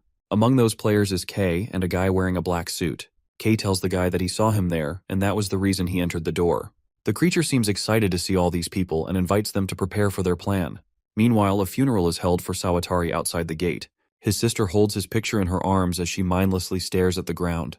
Itoshima is also attending the funeral. He tells Subaru how Sawatari apologized to him in his final moments. Later, Subaru sits with Shikishima as he tells him about the black door. After the incident, 5 students were found in the school, and there have also been other people who disappeared from the city. Subaru tells him that he plans on getting stronger, and asks about the situation of Sayaka when he enters the next door. Shikishima suggests that he train with Hirasaka from now on. The next day, he goes to meet Hirasaka with Saya. Shikishima didn't think that he could teach him anything since their methods of fighting were different. Therefore, he thought that it was better for him to train with the top rank. Subaru is excited since he knows that he will get to learn a lot. As the two of them walk towards their gate, they come across the Happy Yamada Club, which is a silver team led by Yamada. They tell him that they have already reserved this gate. Hirasaka checks his book and apologizes, telling them that his door is in Narima City. It is a 4-star gate called the Mysterious Jungle. As they enter the gate, Hirasaka warns the protagonist by telling him that the difficulty on the door is only an approximation. Subaru suddenly screams as he realizes that the guy is literally standing in a swamp. Hirasaka stays still and sinks in the swamp completely. Subaru remembers how Shikishima told him to be careful around him since his only specialty is his strength. He thinks about helping him using his blood mold skill, but a giant iron ant shows up. Suddenly, Hirasaka uses his Titan's blade spell and gets out of the swamp while killing the ant at the same time. Subaru can't help but feel grateful that this man became a player. On the other hand, Hirasaka thinks to himself that he almost died. Hirasaka never had any specialty throughout his entire childhood. His parents expected him to be clever, but instead of being disappointed in him, they continued to shower him with love and care. While he was in 4th grade, he saved one of his friends from getting bullied. However, the very next day, that same friend got together with the bullies to beat him up. This betrayal shocked Hirasaka deeply, and he realized that people often betray others due to their own weaknesses. From that day on, he decided never to betray anyone, and by doing so, he truly believed that he would make a true friend. Back in the gate, he was once again stuck in the swamp. He asks Subaru for help and he pulls him out. He tells him that his opponent seemed to have good intuition, so he was batting it out. Moments later, a huge creature comes out of the swamp trying to eat Hirasaka. Subaru now realizes that Hirasaka is the type of player to always go first against an unknown enemy. He doesn't want his friends to get in trouble. After finishing the swamp monster, Subaru hands him a towel to clean himself up. Seeing this, Hirasaka laughs and tells him that he came well prepared. It was Shikishima who gave him all of this stuff. He told him that he would need these items during their raid. Hearing this, Hirasaka laughs even more and tells him that Shikishima has the hardest time because of him out of all of his comrades. As the two of them are inside the gate, he is stuck doing paperwork. Udo tells him to take it slow and let Hirasaka do some work too. Shikishima gets even more furious and says that it's meaningless since he is bad with desk work. They are short on staff since Kinokawa is still in the hospital. Hirasaka reveals that he had been working together with the other 3 gold ranks since the founding of the Players' Federation. They have been comrades for the past 8 years. This is why he couldn't hold himself when he found out what Taiga did to Kinokawa. He tells Subaru that he has no choice but to beat his brother now. The MC doesn't like him either, so he tells him that he is ready for anything. The 3 of them make it to the edge of a cliff. Even though they can't see much, Hirasaka tells them that the boss is about 20 kilometers ahead of them. It is one of his skills that allows him to zoom his vision up to 100 times. The boss is a huge tree with glowing eyes. It is called the Gun Turret Spirit Tree. Immediately after spotting them, the boss goes in for an attack. Hirasaka realizes this and immediately uses his golden sword to shield them. The 3 cause powerful explosions in a massive area around it. The top rank tells them that this is what he meant when he said that the difficulty level on the doors was just an approximation. Even though they are inside a 4-star gate, the boss they are facing is definitely a lower 5-star. Subaru starts to panic as he realizes that they would have probably died if Hirasaka hadn't shielded them using his sword. He uses his blood skill to fly high in the air. It consumes mana, so he can't keep it up for long. However, Hirasaka tells him that he has done well since the boss is already dead. While they were in the air, he used his Warp Edge spell, which allowed him to warp the slash along with the blade to any place within his sight. Using this technique drains a lot of mana, but if it's aimed correctly, it can take down even the strongest of enemies. The 3 of them get out of the gate after defeating the boss. Hirasaka apologizes for killing the boss by himself and tells him not to reveal anything to Shikishima. However, it is far too late since Subaru has already sent the report to him. As Shikishima furiously drags him inside, he says his goodbyes to the MC and asks him to be prepared for tomorrow since he is going to reserve a 5-star gate. This shocks him a bit since he has never been inside a 5-star gate before. While sitting on his bed, He thinks to himself that he needs to learn from Hirosaka's fighting style. However, even after a lot of reflection, he still can't get anything. Meanwhile, the guy in the black suit tells one of his subordinates that it is time to put their plan into action. In Shinagawa City, a player group known as Grax meets Kei and his friend as they just walk out of the Purple Gate. The situation is similar in Bunkyo City, where Giulietta is confronted by a player who wants to kill him. The mastermind behind all of this is the guy in the black suit who fixes his glasses as he announces that the hunt has begun.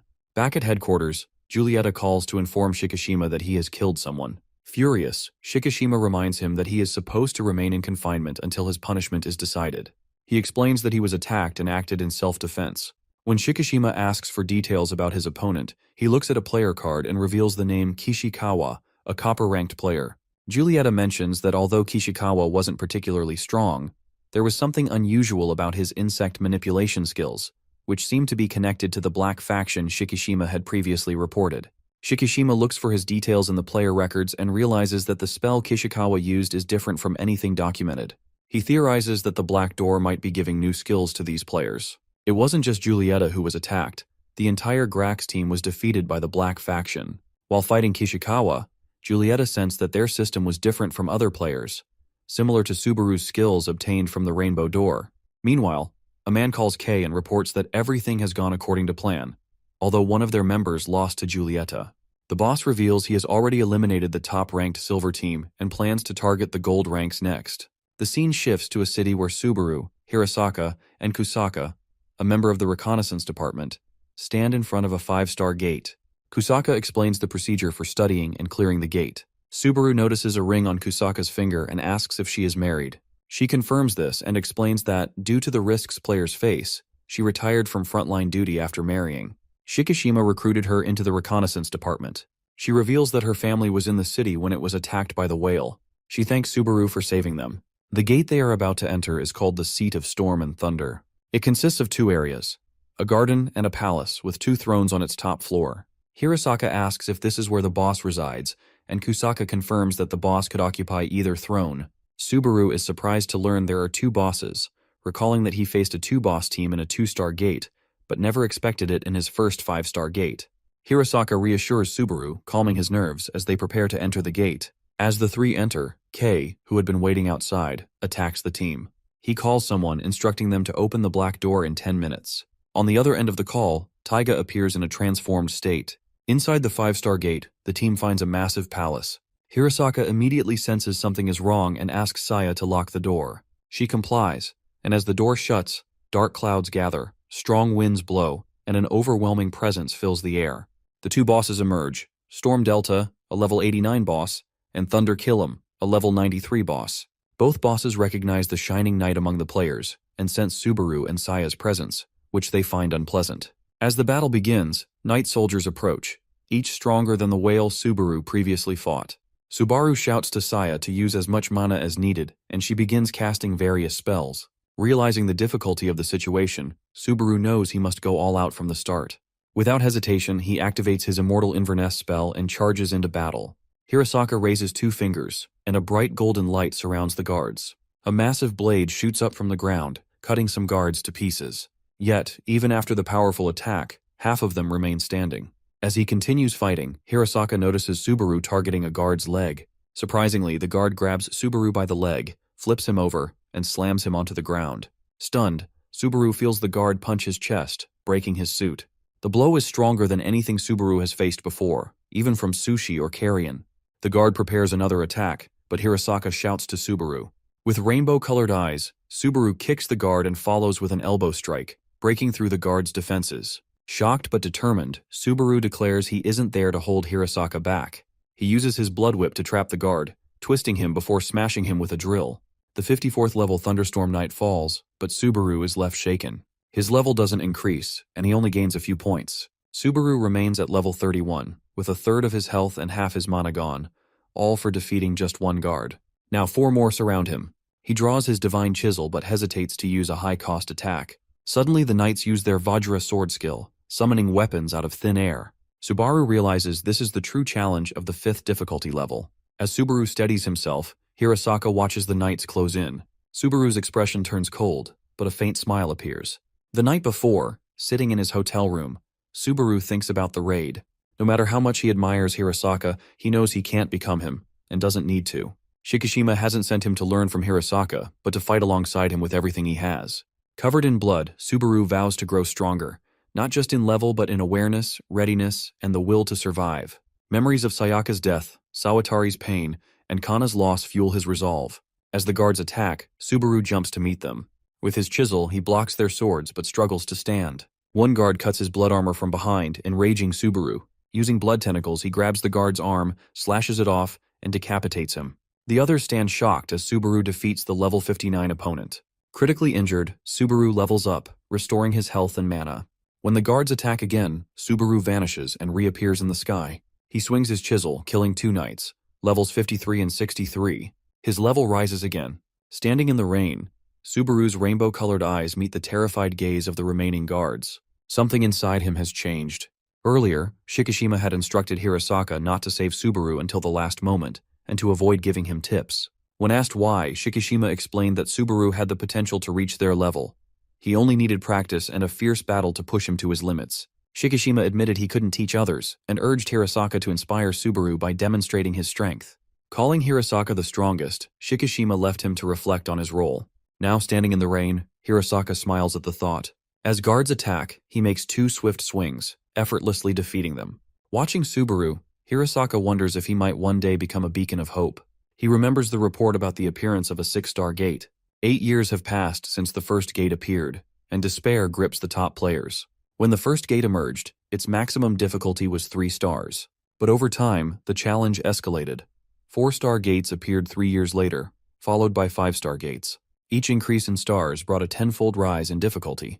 The association predicts a 6-star gate will appear soon, and Shikishima foresees a 7-star gate in 4 years. He and Hirasaka discuss their predicament at a long table. Shikishima asks if they are 10 times stronger than 2 years ago. Hirasaka admits they're not. To handle a 6-star gate, they would need their entire gold-ranked team. Shikishima, frustrated, laments that players may soon be unable to match the gate's ever-growing difficulty. He wonders who could survive a challenge 10 times harder than a 5-star gate. Shikishima realizes the sky clock would break after just 1 failure since the time limit for 5-star gates is already stretched to its limit. He begins to believe humanity might have no choice but to accept defeat. Hirasaka feels the weight of his fears, thinking about the friends he might lose. Suddenly, Shikishima takes a call from Kinokawa, who's at a hospital with Udu. She mentions they're interrogating suspects in a murder case and shares strange information. The appearance of a rainbow door. This piques the interest of both Shikishima and Hirasaka. Meanwhile, Subaru battles a knight with everything he has. Using his heaven sword, he clashes with the guard, his movements sharp and precise. Hirasaka observes Subaru, impressed that the boy now relies solely on his swordsmanship. During the fight, Subaru maneuvers onto the guard's arm and unleashes his divine chisel, cutting through his opponent. He defeats the level 56 Wind and Thunder Guard with a focused fury. Subaru begins to understand his weapon better. By focusing on the tip of the blade, he activates a technique that pierces strong defenses while conserving mana. Hirasaka notices Subaru's growth, not from instruction, but from learning through his battles. In the sky, Saya uses her killing field skill, scattering blood drops that explode on contact. Despite her efforts, she realizes her attacks aren't enough to handle the guards at her level.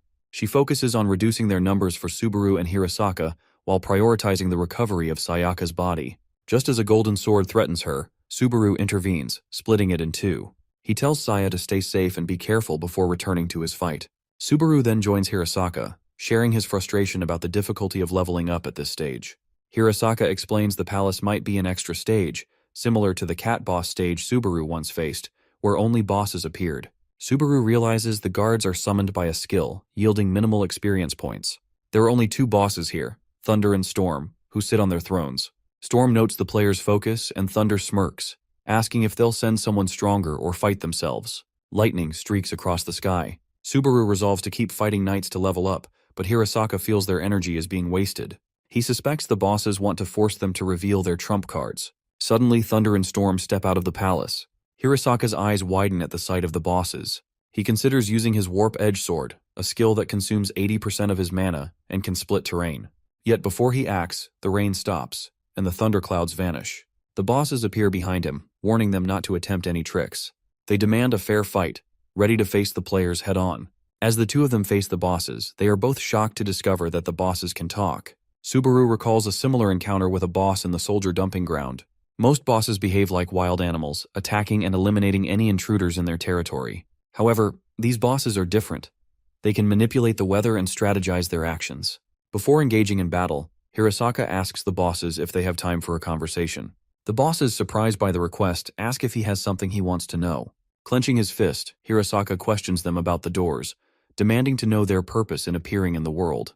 The bosses exchange shocked glances and ask if he hasn't learned anything from Ludwig, the gate's owner who granted him his powers. Hearing this, Hirasaka wonders if the bosses are closely connected to the central figure behind the doors. The bosses reveal that they have been trapped in this place for a long time and agree to share what they know. Subaru and Hirasaka can hardly believe they might uncover the secrets of the world so easily.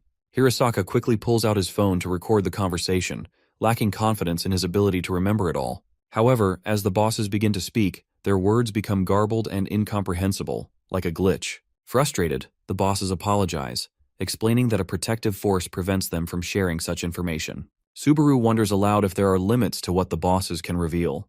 Hirasaka, refusing to give up, asks if they can write the information instead of speaking it. He fears that Shikishima will be furious if he returns empty-handed. The bosses dismiss the idea, stating it's impossible. However, they propose a challenge. If Subaru and Hirasaka can defeat them, they'll be one step closer to the truth. The bosses settle their roles by playing a few rounds of rock, paper, scissors. The storm boss wins and immediately chooses Hirasaka as his opponent, charging at him with no warning. Hirasaka barely manages to block the attack at the last second. As their battle intensifies, the storm boss praises Hirasaka's strength, remarking that Ludwig chose the perfect possessor. Hirasaka realizes this boss is far stronger than anything he has ever faced. Meanwhile, Subaru finds himself face-to-face with the Thunder Boss. Overwhelmed, he instinctively steps back in shock. The Thunder Boss looks annoyed and mutters about having to deal with the hated immortal possessor. Hearing this, Subaru nervously asks what he means.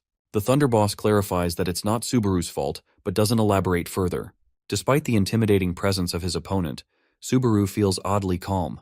The casual conversation confuses his senses, making him temporarily forget the gravity of the situation. The boss tells him he plans to have some fun before finishing him off.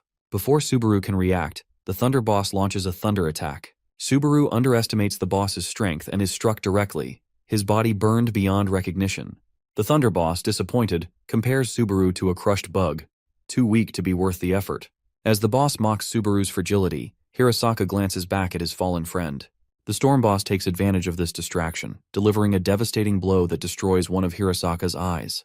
The Thunder Boss picks up Subaru's divine sword, surprised to see it unharmed by his lightning strike. Realizing the sword's power is the source of Subaru's imbalance, the boss concludes that Subaru must be the possessor of the immortal god Vanquish. As the Thunder Boss contemplates his next move, Saya's desperate voice rings out. The Thunder Boss warns her not to try anything or else she will face the same fate as Subaru. With her face streaming with tears, she remembers his words asking her to stay safe. She screams at him to stand up.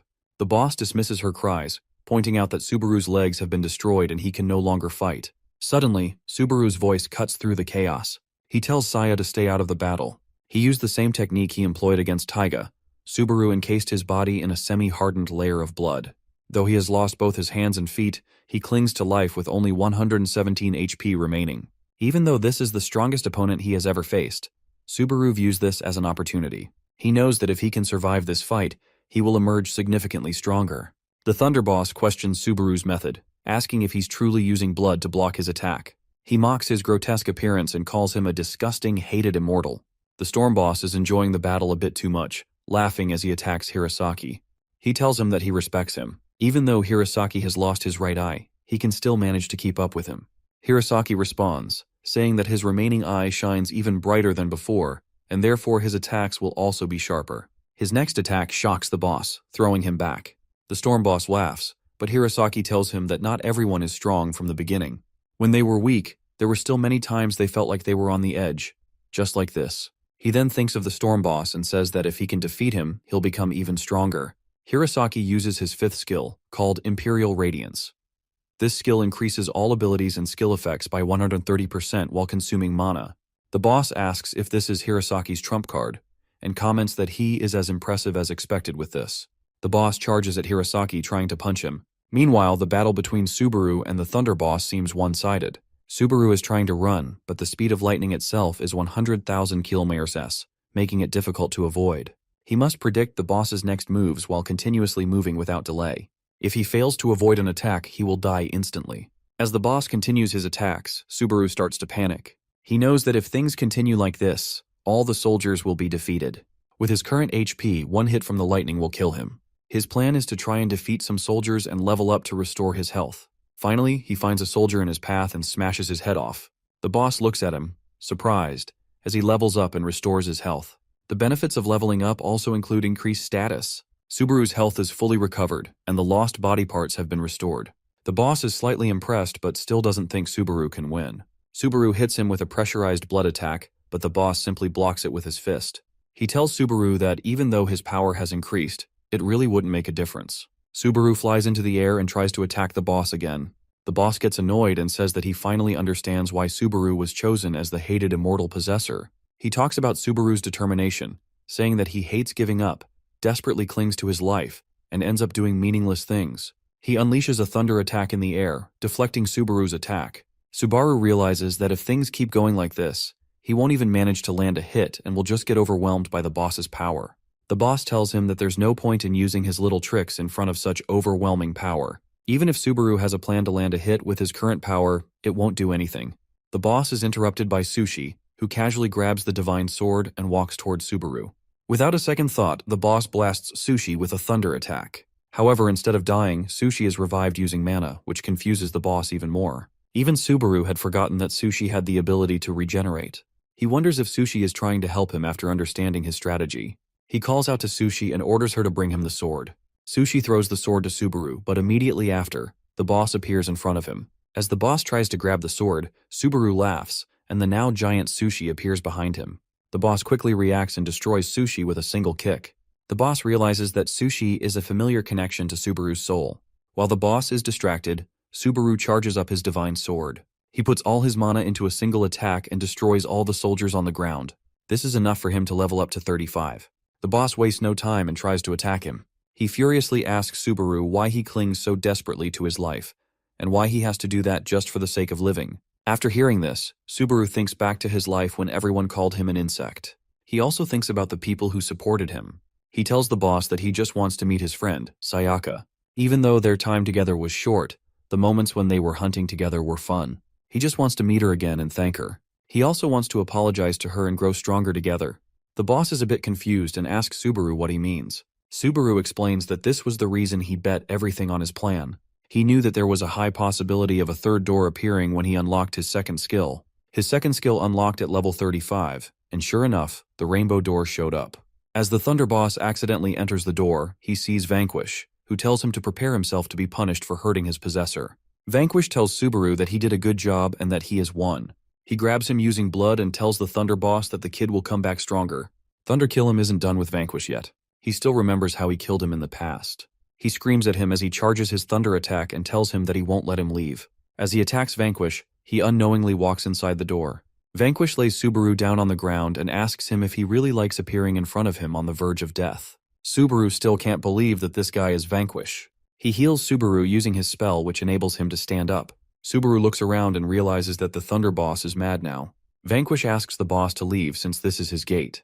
Thunder Kill Him screams at him and says that he was the one who intervened in a one-on-one fight. He tells him that he will go after him after finishing the boy. Vanquish makes an annoyed face and tells him not to use the rules of the warriors for a king. He says that he is the one who entered the human world without permission and is now forcing them into a one-on-one fight. However, Vanquish accepts his challenge and combines with Subaru to take over his body. He tells him that he will show him how to actually use blood mold. Vanquish is a bit impressed to see Subaru at level 35. The Thunder Boss can't believe that he is planning to defeat him using that body. Vanquish looks at him with a smirk on his face and says that it is enough to beat someone like him who has depleted all of his strength. Before the Thunder Boss can even say anything, Vanquish hits him with a classic slap and blows his head off. He tells him that he is never going to leave this gate because he will die here. Inside him, Subaru can't believe that his body just did that. The boss regenerates, but Vanquish immediately hits him with a bloodshot. He then merges the blood and applies a curse on top of it. At the same time, he makes the blood spin in a vortex. This makes my man Thunder turn into a modern abstract art piece. However, the boss isn't going to accept his defeat this easily. He tries hitting back and surprises Vanquish. As the two of them continue to fight, the boss gets shot by another round of blood. Subaru looks at all of this with a surprised expression and asks Vanquish if he is this strong from the beginning. My man Vanquish can't take this disrespect and tells him to stop underestimating him. Subaru asks him how he is able to damage such a strong opponent who can regenerate. He previously fought the cat boss, which had similar powers, and it wouldn't take any critical damage until its MP was completely depleted. Vanquish reveals that he is applying a curse on the blood before he shoots it. This allows his attacks to hit the target in their soul, and not their body. It is efficient against enemies with strong regenerative abilities. The Thunder boss is getting more frustrated now. Subaru asks Vanquish why the boss hates him so much. He reveals that he killed him in the underworld and trapped him behind the gate. Vanquish puts his focus back on the boss and says that he is getting serious. As the two of them start fighting again, it is apparent who is the winner. The Thunder boss stands no chance in the fight and gets continuously bombarded with pressurized blood. He complains that he isn't at full strength. Hearing this, Vanquish tells him that he has always relied on his power no matter where he was. This is why warriors like them never reach their true potential. If he had killed the MC quickly, he wouldn't have to deal with him. He lost the moment Subaru was able to open the door. The kid was prepared to use more than his full strength to achieve victory. Before the boss can say anything, Vanquish blasts him into pieces.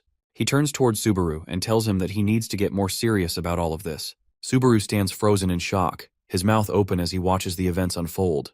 He stands beside Vanquish, who calmly folds his arms into his sleeves and observes the scene with a confident smile. Subaru glances at Vanquish, amazed by how effortlessly he defeated the Thunder boss. He wonders who this powerful figure really is, realizing he has never questioned Vanquish's existence in this strange world. Suddenly, the system window updates.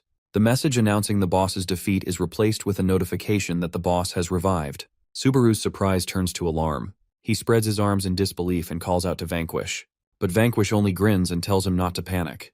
He explains that this is just the Thunder Killem's leftover power. The boss used Storm Parousia, level 5, a skill unique to weather deities. It restores 5% of their maximum HP and revives them, but it can only be used once every 240 days.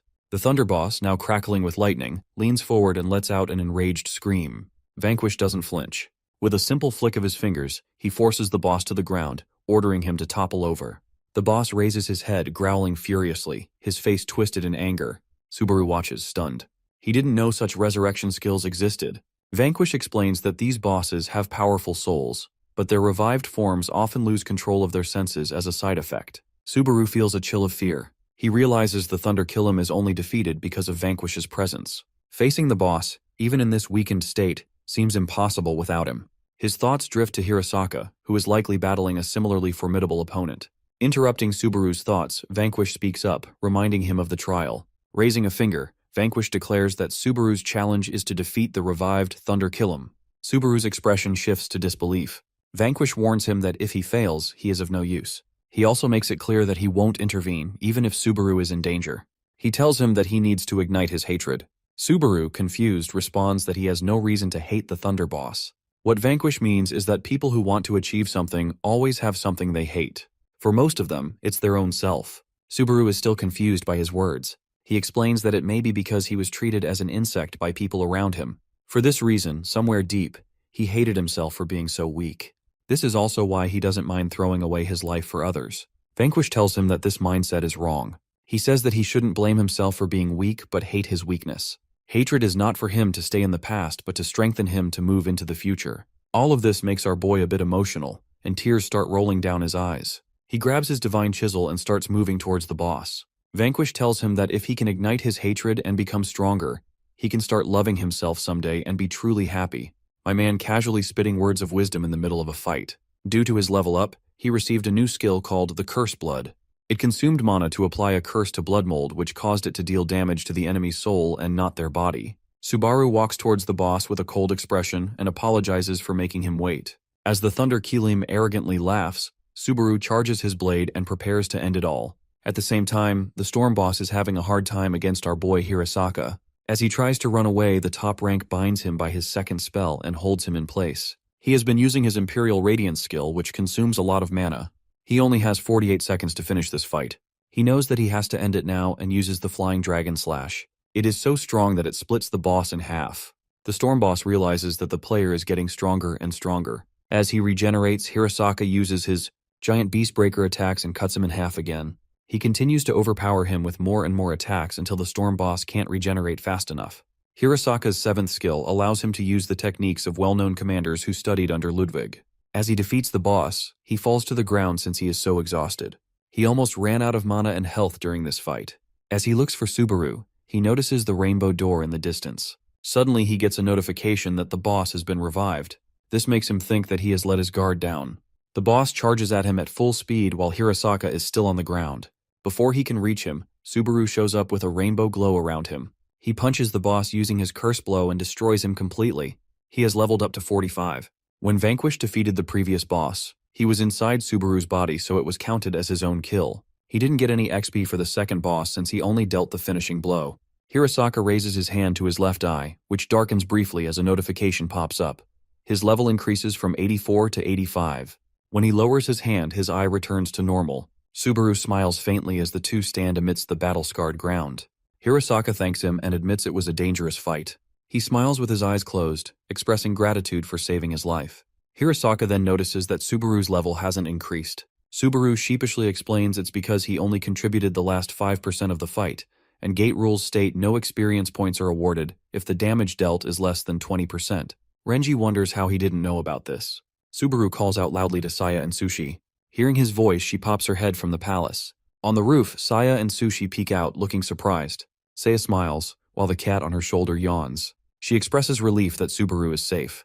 He thanks her and says that it's finally over. The group finally decides to leave the gate. The heroes enter a room together. Inside, 3 people look at them. One of them is Udo. With him he has the #1 healer in Japan named Hishizaki Ryuji. Udo reveals that Subaru set a new record by clearing a 5-star difficulty in 22 minutes. The healer thanks Hirasaka for his hard work. We learn that he is the little brother of Kusaka who is leading the reconnaissance department. Due to them being attacked, the entire department has been withdrawn. Hirasaka notices another guy in the room with his face badly beaten. He asks who it is.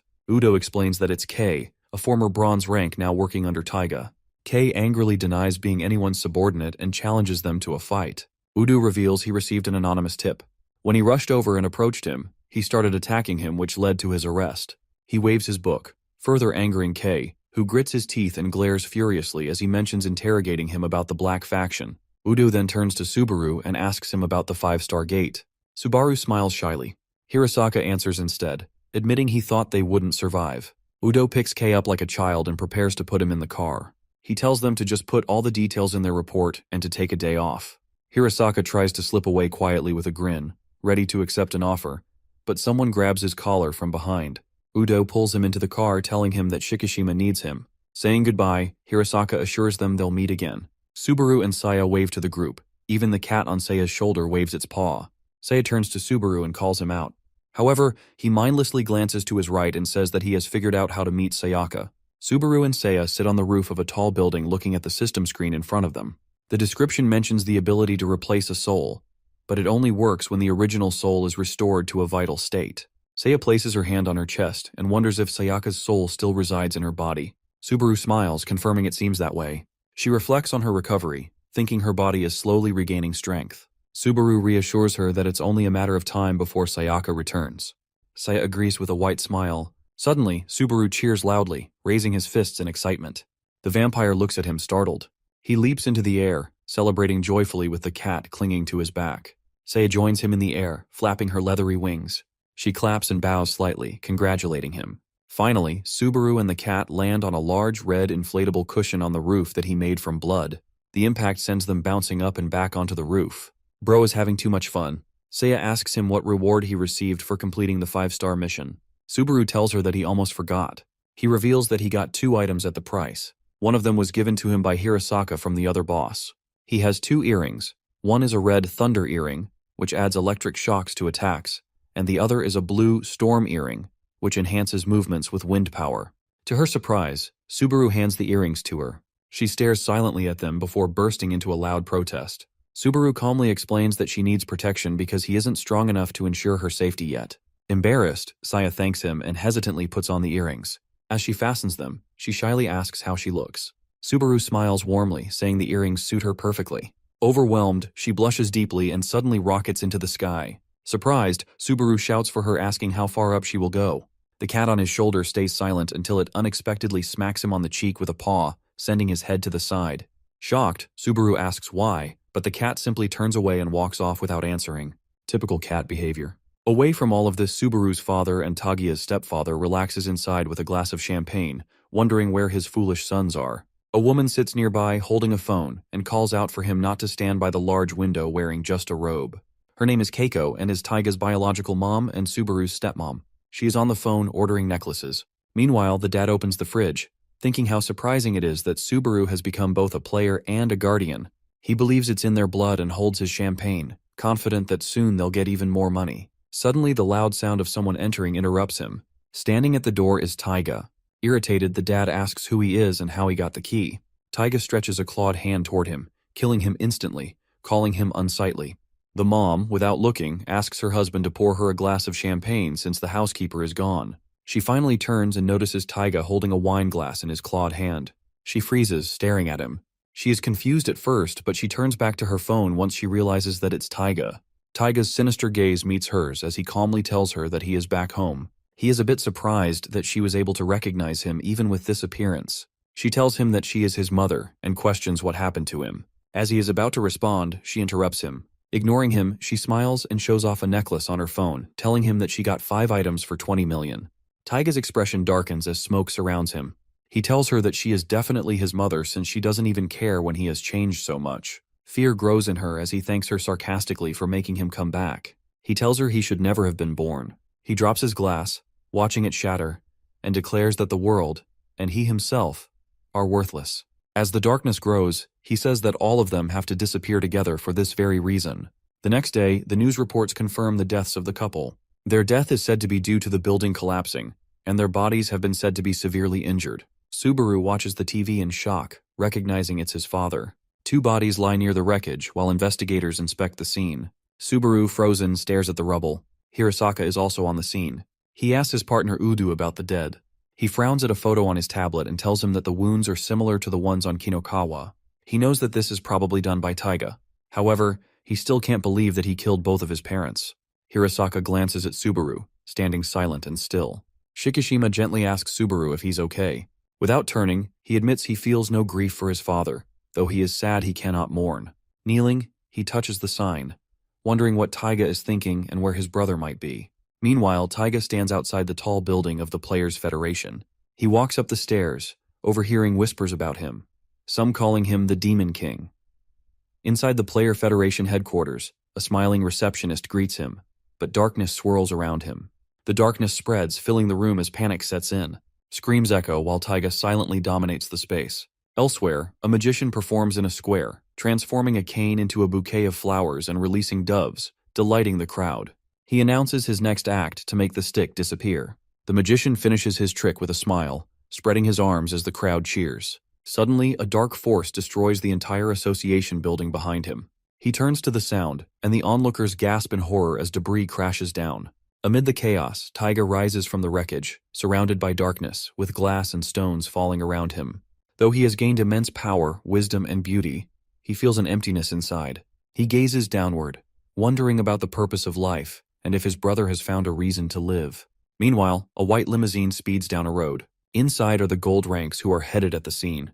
Udo sits with his arms crossed, frowning, while Hirasaki hangs his head in silence, glowing faintly.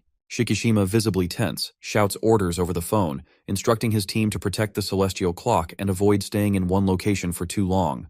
Udo says that Taiga got him since he successfully distracted them with his parents' death and attacked the headquarters. He asks Shikishima about the casualties, and he tells him that at least 150 players were killed and countless others were injured in the attack. Shikishima curses under his breath, overwhelmed by the gravity of the situation. When his phone rings, he hesitates before answering. The unfamiliar voice introduces himself as Kiryu Issei, a member of the Dark Faction, and casually asks how they feel about the declaration of war. Flames flare around Hirasaki as anger fills the car.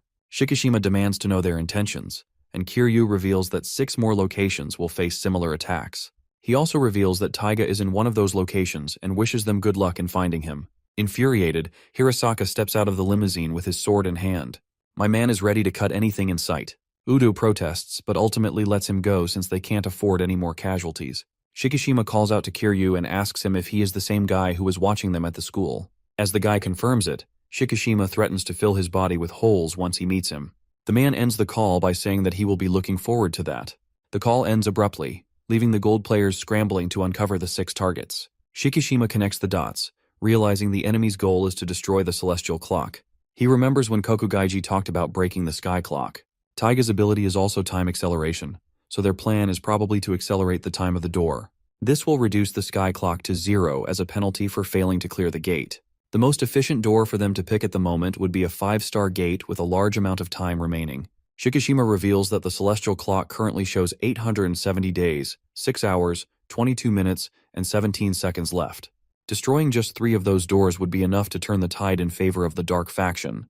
Shikishima frowns as he decides to send people to defend all 5 doors. He orders them to inform the top ranks as soon as they discover an enemy. On the street, a group of players listens intently to his instructions over the phone. Only the strongest players are deemed fit to fight, with gold players specifically tasked with confronting Taiga. The war has officially begun. On the top floor of the Shibuya 106 building, a gray-haired man from the dark faction sips coffee while holding a phone. Himeno Yumeno from the same group balances her phone on her shoulder and questions why they don't just perform a surprise attack on all 6 locations. Araya Kuhei on the other end of the call dismisses the idea and tells her that it would be too boring. Yumeno asks about Yatsurugi's condition and if he got crushed along with the headquarters. The guy tells her that he seems to have escaped.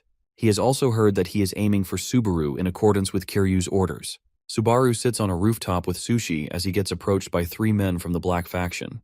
He frowns as Kuruki Taichi casually blows a bubblegum bubble, and Kaga Shingo glares in anger. The third guy takes out his blade and tells him that he has no grudge against him, but he still has to die. Subaru gets up and puts on his blood armor. He tells them that he has heard everything from Shikishima, so he can't let any of them run loose.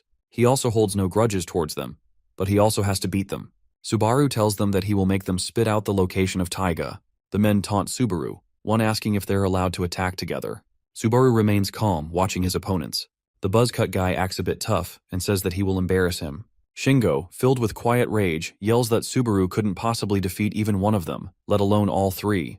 A strange monster resembling a Halloween pumpkin appears in front of Subaru. It comments on Subaru's armor, suggesting their abilities are similar. The monster leaps toward the MC, shouting for him to prepare. Subaru stomps his foot, releasing a burst of red energy that strikes the monster.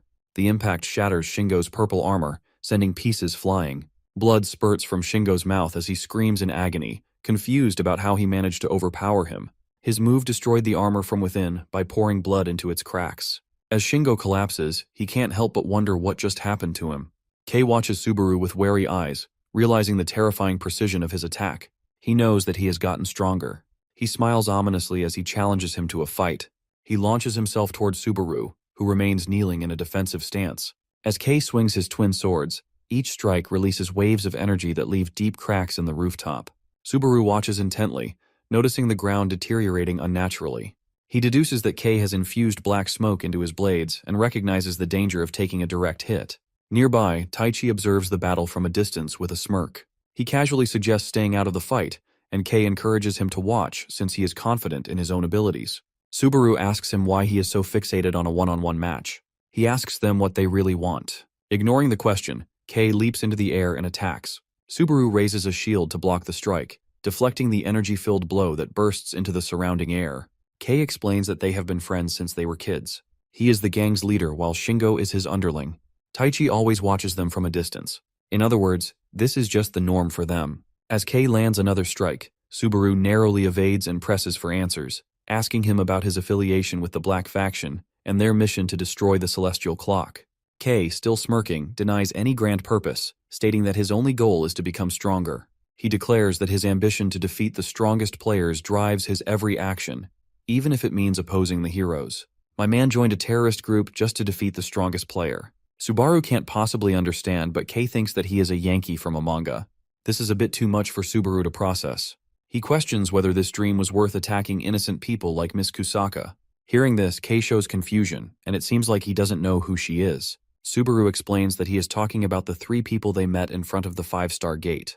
Hearing this, the guy tells him that it was their own fault since they stepped out of the front lines because they were weak. The dismissive remark fuels Subaru's anger, and he punches Kei squarely in the face, sending him flying. As he gets up, he is shocked to see that the MC has become even faster than when he defeated Shingo. Subaru glares at him and accuses him of harming those who risk their lives to protect others. He expresses disgust at Kei's selfish ambition, declaring that such a dream is not worth the cost of innocent lives. A status window materializes, displaying Subaru's conditional skill, which significantly enhances his abilities through his hatred. Kei is clearly shaken by all of this, but he still raises his sword in defiance. He shouts for Subaru to stop interfering with his dream. Subaru, however, clenches his fist and casts a curse, preparing for the next attack. Before either can act, Taichi intervenes. Wearing slippers, he casually steps forward and kicks Kei in the back, abruptly halting the fight. Kei stumbles and falls down to the ground. Taichi tells him to accept the loss, and says that the three of them can try their best next time. Subaru looks at him and asks if he is going to be his next opponent. Taichi shocks him by refusing to fight. He reveals that he has been their childhood friend, but he also has a different identity, which is Shikishima's subordinate. He is the spy who was sent to join the Black Faction. He says that he came here to tell him the location of the 6 gates. As he tells him about all the gates, he says that the battle has already begun. At the same time, Shikishima stumbles upon Taiga at one of the gates. He was hoping to find the guy in the glasses, but he accidentally stumbled upon something better. Taiga finally looks back and tells him that he will be the first one to die. After hearing Taiga's words, Shikishima asks him if he is talking about the prophecy of his door owner, who said that he would kill all of the top gold rankers. Shikishima tells him not to underestimate him. He uses his 5/8 skill and rains down sulfur rain on the opponent. Taiga doesn't look intimidated. He stares back coldly and tells him that the boss battle has just begun. As he continues to dodge his attack, he thinks back to the time 3 years ago when Shikishima was suspicious of him. He told him that he was leveling up too slowly. The owner of the door that he stole from Subaru was Galea the battering ram. He refused to cooperate with him, and even when he exceeded level 20 when the second door usually appears, nothing happened. During their meeting, the gold rankers thought that his door would appear at level 25 as it happened with some players. However, Shikishima still had the suspicion that he had stolen the door from someone else. Taiga could hear all of this while sitting outside the meeting room. The gold rankers still didn't have any proof against him, so he decided to keep quiet. Just as he was feeling safe, Shikishima said that he knew someone who had the skill to expose lies. This made Taiga panic, and he started cursing Shikishima for taking away his safety like this. He decided to kill him someday. Back in the current day, he was standing in front of him with a completely different form and strength. He knew his intent to kill him was foolish and childish, but he still wanted to fulfill it. He has already exploited Galea's power using the skill he obtained from Kokugaiji. Taiga covered himself in thick purple smoke and charged at him with a powerful punch. Shikishima knew that he was fast, but he could still see him. As he came closer, he told him not to underestimate him and activated his third skill. This surrounded him with a blue glow and caused an explosion around him. Taiga was quick to react, so he escaped after using his teleportation skill. Shikishima realized that he could only teleport within the smoke's range. He told him that his strength was comparable to a level 50 gold rank player. Shikishima himself was at level 82, so Taiga stood no chance against him. Taiga let out a huge sigh as the city began to shake with huge sounds of explosions. As Shikishima looked back with a confused expression, he explained that they already knew gold rank players would go after the 5-star gates. This is why he advanced the time of all 4-star gates to the very last minute. Now there were around 200 underworld creatures that were set loose in the city. They had already lost a huge number of their players because of this attack. With the creatures wreaking havoc in the background, Taiga asked him how he planned on stopping this. Shikishima couldn't believe that he would do such a thing, and asked if the person he was fighting was actually Taiga. He told him that his soul and consciousness coexists with Taiga, but the real him is dead. Everything he once desired is useless to him now, and only one wish of Taiga remains in his head. He wants to take revenge against the world that didn't love him. When looking at Taiga before, Shikishima could feel his pride, envy, and the desire for recognition, but he couldn't feel any of this from the Taiga in front of him. This made him wonder if he actually had a plan to get rid of the gold ranks. He thinks to himself whether Taiga really hated himself so much that he wanted to become a different person. No matter what the reason is, he can't let him continue on this path. He prepares to end it all and uses his 6th skill, Moth to a Flame. Bro has been listening to The Weeknd. Both of them charged at each other with Taiga covered in his purple smoke and Shikishima surrounded by a blue glow. Elsewhere, Kiryu notices the blue glow and figures out that Shikishima is probably fighting Taiga at the moment. He turns back towards Hirasaka and says that he will be his opponent. My man Hirasaka hits him with a death stare and asks him to surrender while he is still asking nicely. The guy fixes his glasses and tells him that he has his own reasons, so he is going to fight. The scene shifts back to an hour earlier, showing Kiryu talking to his child. He tells the boy that he's going out and advises him to be a good boy and listen to his mother. The boy's mother asks him to return soon, and he assures her he'll be back for dinner. After he leaves, a purple door appears, and both his wife and child begin to disintegrate. They were merely illusions created by the Kokugaji. He orders Kiryu to kill anyone who gets in their way, and we move back to the fight. Kiryu knows that 3 gold-ranked players, including Hirasaka, are currently active, while the rest are occupied elsewhere. He sees this as the perfect opportunity to challenge him. The top gold-ranked player wastes no time and charges at the man. The man, wearing glasses, stands calmly with his weapon in hand and remarks that Hirasaka is the most manageable prey for him. As Hirasaka approaches, the man uses a skill that can divide any space and pierce through physical defenses. Struck by the attack, Hirasaka realizes that this opponent is strong. Though he doesn't fully understand the skill, he notices it's similar to his own warp edge ability. This means he'll need to attack faster before the man can swing his weapon. However, Hirasaka isn't great at devising strategies. As he charges forward, he triggers a spell that causes him to freeze. Surprised, he realizes the man is using a marking skill, an invisible trap that activates upon contact. This is one of Kiryu's abilities. He has set similar traps throughout the area. Despite knowing this, Hirasaka recklessly charges again, only to be marked by the skill once more and brought down. Kiryu knows Hirasaka is overly confident in his abilities and will likely attempt a frontal assault. While Kiryu's attacks don't significantly reduce Hirasaka's health, his primary goal is to keep him pinned down until reinforcements arrive. That for now is good enough. He can even try cutting him up while he is frozen.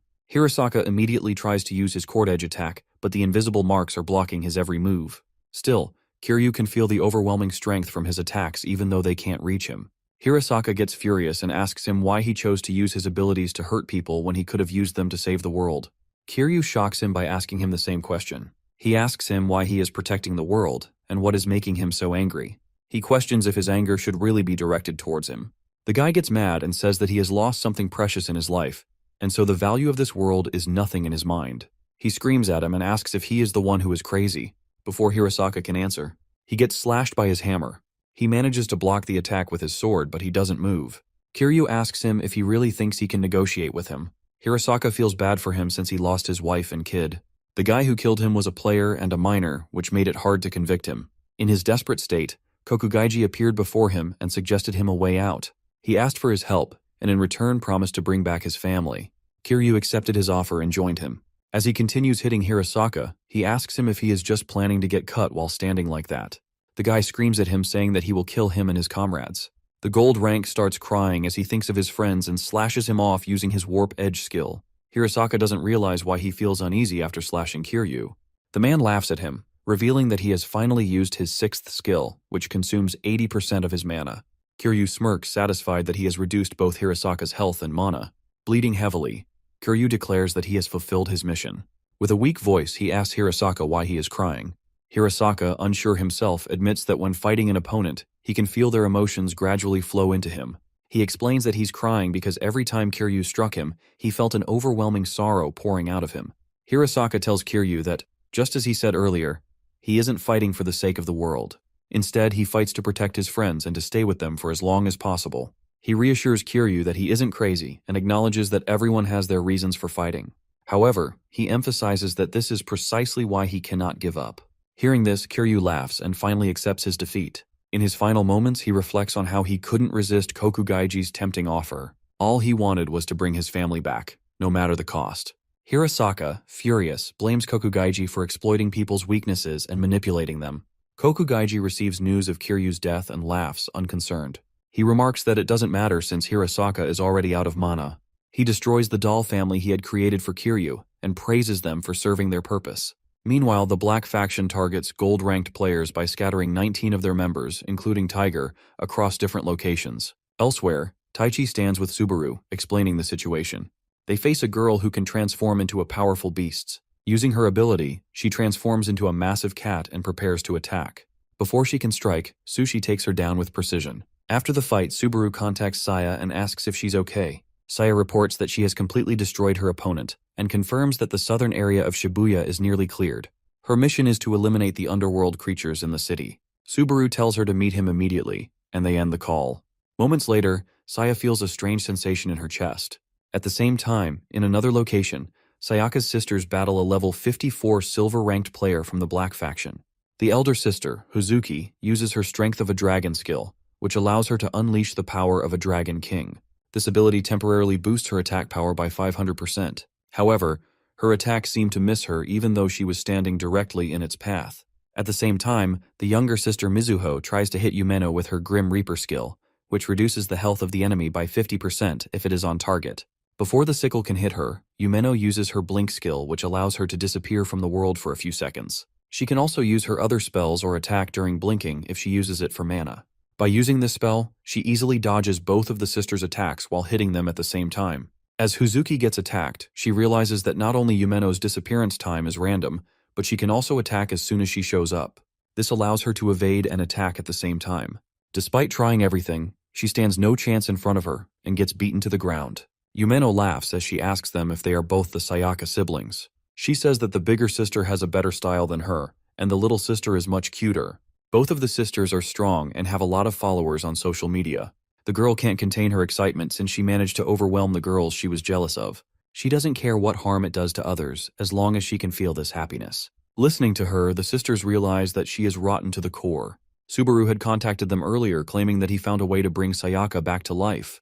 He told them that it may take some time, but he will bring her back to them. Both of the sisters furiously stared at Yumeno as they told her they wouldn't let them destroy the world where their sister was coming back to. Hearing her name, the girl says that she heard their third sister was a failure.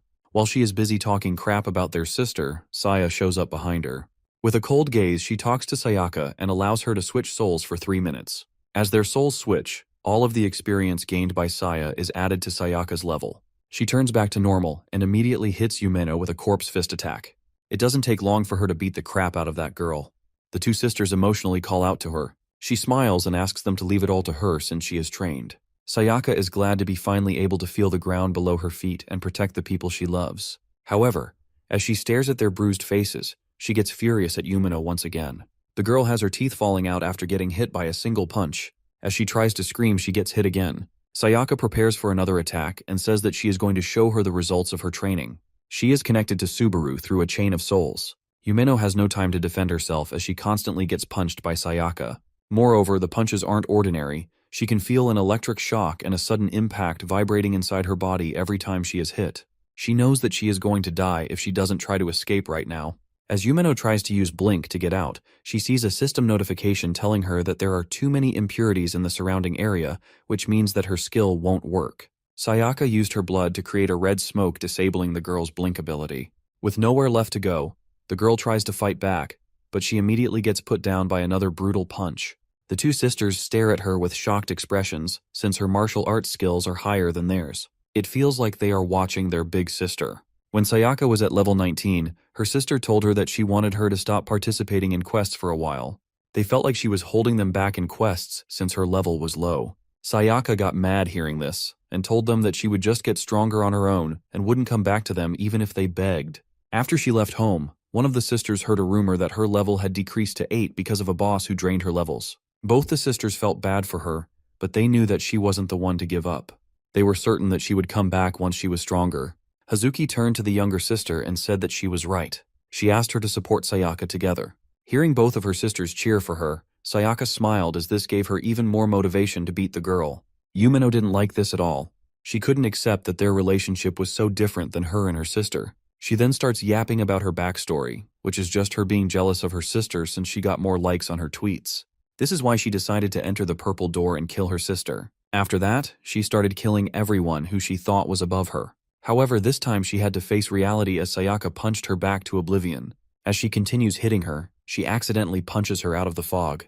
Yumeno knows that this is her chance, so she activates the Blink ability and goes after the younger sister. However, before she can hit her, Sayaka protects her using her blood shield. She starts to cry as she wonders why the world won't just bend to her will. After that, she tries to fight again with the final bit of rage she has left, but it's all over since she gets put down pretty quickly. Sayaka tells her that she didn't hear any word she said, but she won't let her touch her family. After that, she delivers the final blow, and Yumeno goes down with a blast. After the smoke clears from the blast, Sayaka stands there without a scratch on her body. She even saved her sisters by creating a blood shield around them. Hazuki remembers how she told her that she would get stronger on her own and prove that she could become useful. She starts crying as she realizes that her words have become true. Sayaka excitedly calls them out and tells them that she has won. However, she suddenly starts coughing out blood. Saya tells her that she doesn't have much time left and that their souls need to switch back. Sayaka is a bit sad, but she knows that she has to go.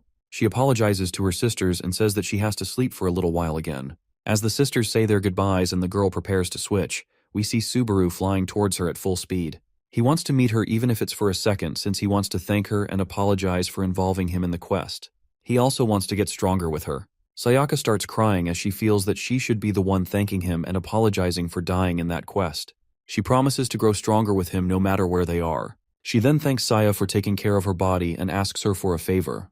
They finally switch souls and Saya wakes up in the girl's body. Subaru asks her about Sayaka and she tells her that she has switched again to not worsen the wound. She only came out for a short time to help her family. Moreover, she also entrusted her with a message. Sayaka told her that she would be waiting for him at the red table. She opens the red door to be greeted by the ghoul King Carrion, who tells her that he saw everything. She asks him how she did, and he gives her 13 points, which makes her mad.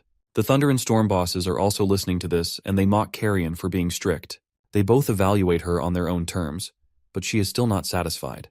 Carrion then asks her to continue their training as they both walk towards the red table. Meanwhile, Subaru is confused about the red table and looks at Saya, who appears to be even more clueless. At the same time, he notices Hazuki walking towards him with a terrifying expression. He gets scared for a second, but as she gets close, she breaks down in tears and thanks him for letting them see their sister. This makes him emotional and he starts crying with the sisters. The younger sister tells him that they are going to wipe out the underworld creatures in the city and asks him to blow them all away. Subaru stands there as he remembers what Vanquish told him. He still didn't know what made him happy, and the world was becoming an awful place with every passing day. However, he knew that if he could truly become happy, he would want to stay with all of his friends. Saya smiles as she hears this and promises to accompany him wherever he goes and as long as her soul remains in this body. She is leveled up and can now use Sayaka's mana to use her abilities. Subaru looks up at the sky and tells her that they should keep moving. Away from them, Shikishima and Taiga are still fighting. The gold player tries to hit him with a blast, but he teleports behind him and tries to attack. He knows that his skill allows him to teleport anywhere in the smoke, but against him, it won't be useful. As soon as Taiga appears behind him, he gets blasted by a moth. This is Shikishima's 6th spell, which summons a flame moth that can track the target. The moth explodes upon making contact with the target, which also disperses Taiga's smoke. He finally realizes why Shikishima is the 2nd gold rank player. With no other option left, he thinks about using his trump card. While he is still thinking, he hears Hirasaka using his Imperial Radiance. It has only been 15 minutes since the two of them started fighting and the top gold player has already arrived.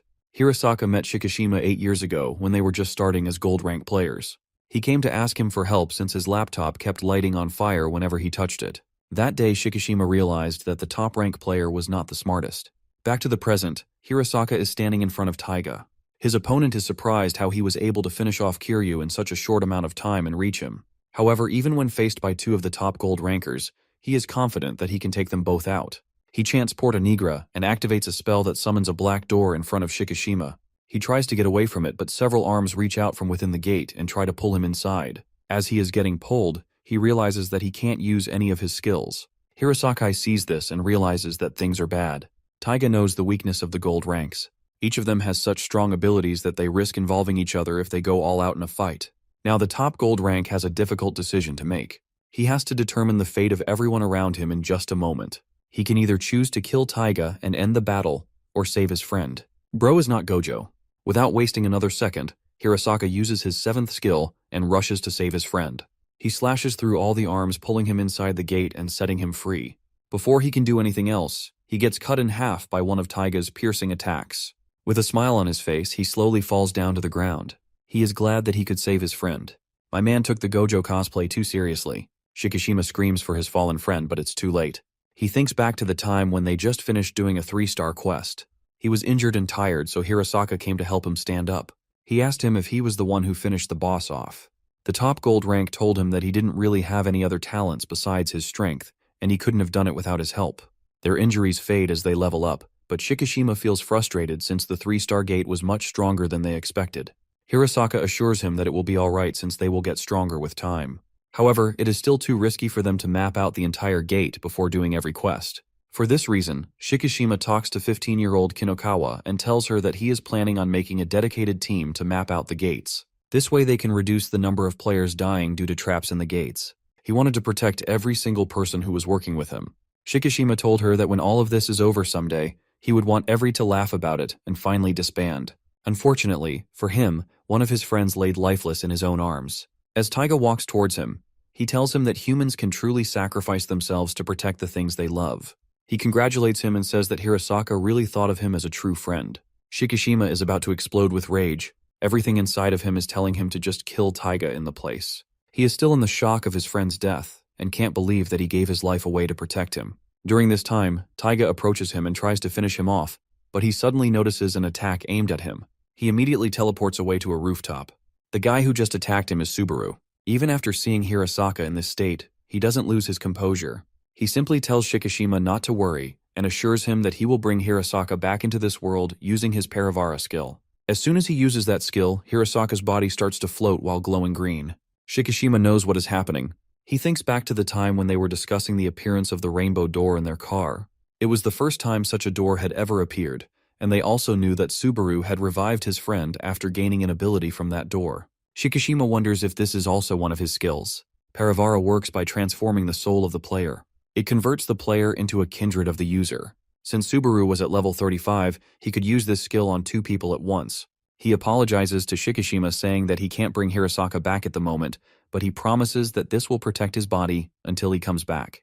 The gold player starts crying as he hears this and thanks Subaru.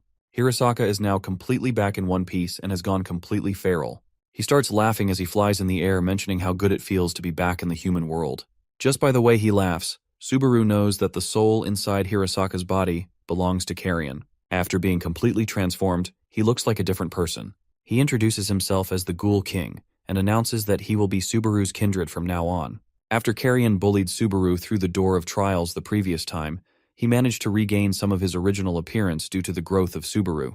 However, his current power isn't the same as it was during the trial. Taiga furiously looks at him and unleashes several doors around him. Carrion doesn't look the least bit worried seeing all of those hands. He knows they belong to the withered old woman.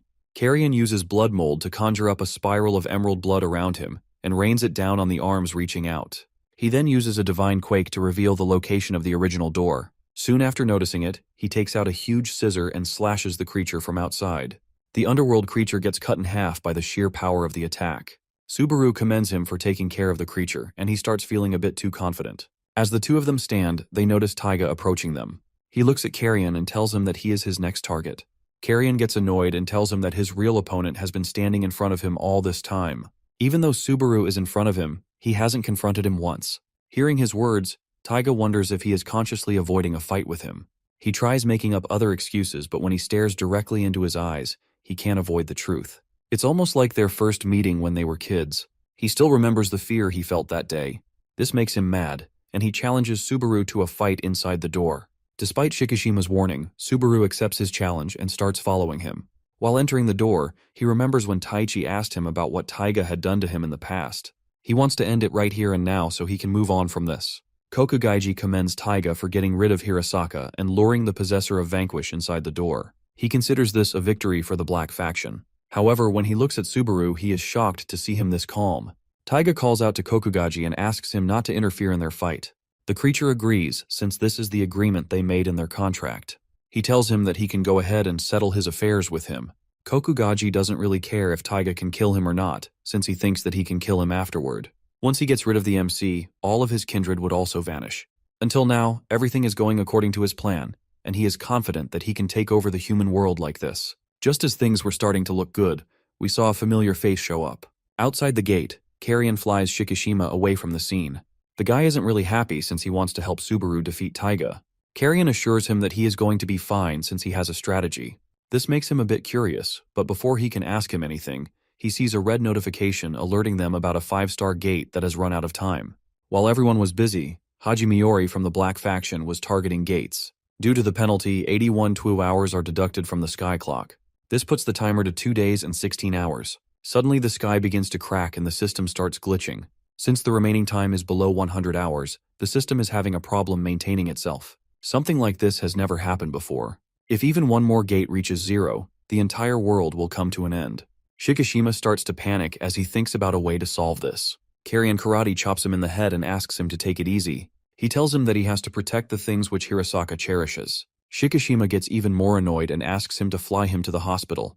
When they reach the hospital, they find Kinakawa's bed empty. Shikishima starts to panic and wonders where she is. At the same time, Udu is fighting Araya Kohei, who is another member of the Black faction. My man is getting cooked by the gold rank. He can't believe how a shield user can hit him so hard. Udo is simply using his shields to attack instead of defending.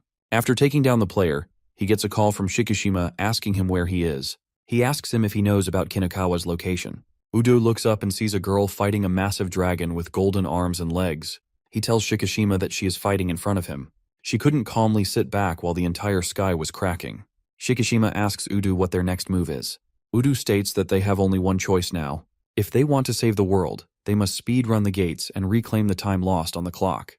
With this in mind, they notify all the players and order them to attack doors at random. Shikishima then turns to Carrion and asks if Subaru will really be okay. The Ghoul King laughs and replies that if even he can't solve the problem, then he doesn't know who can.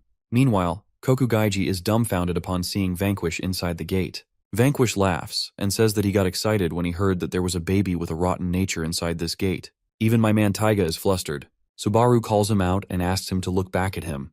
He explains that his blood skill and his smoke cancel each other out, so it's better for them to just fight without using any tricks. This is going to be their first and last sibling fight.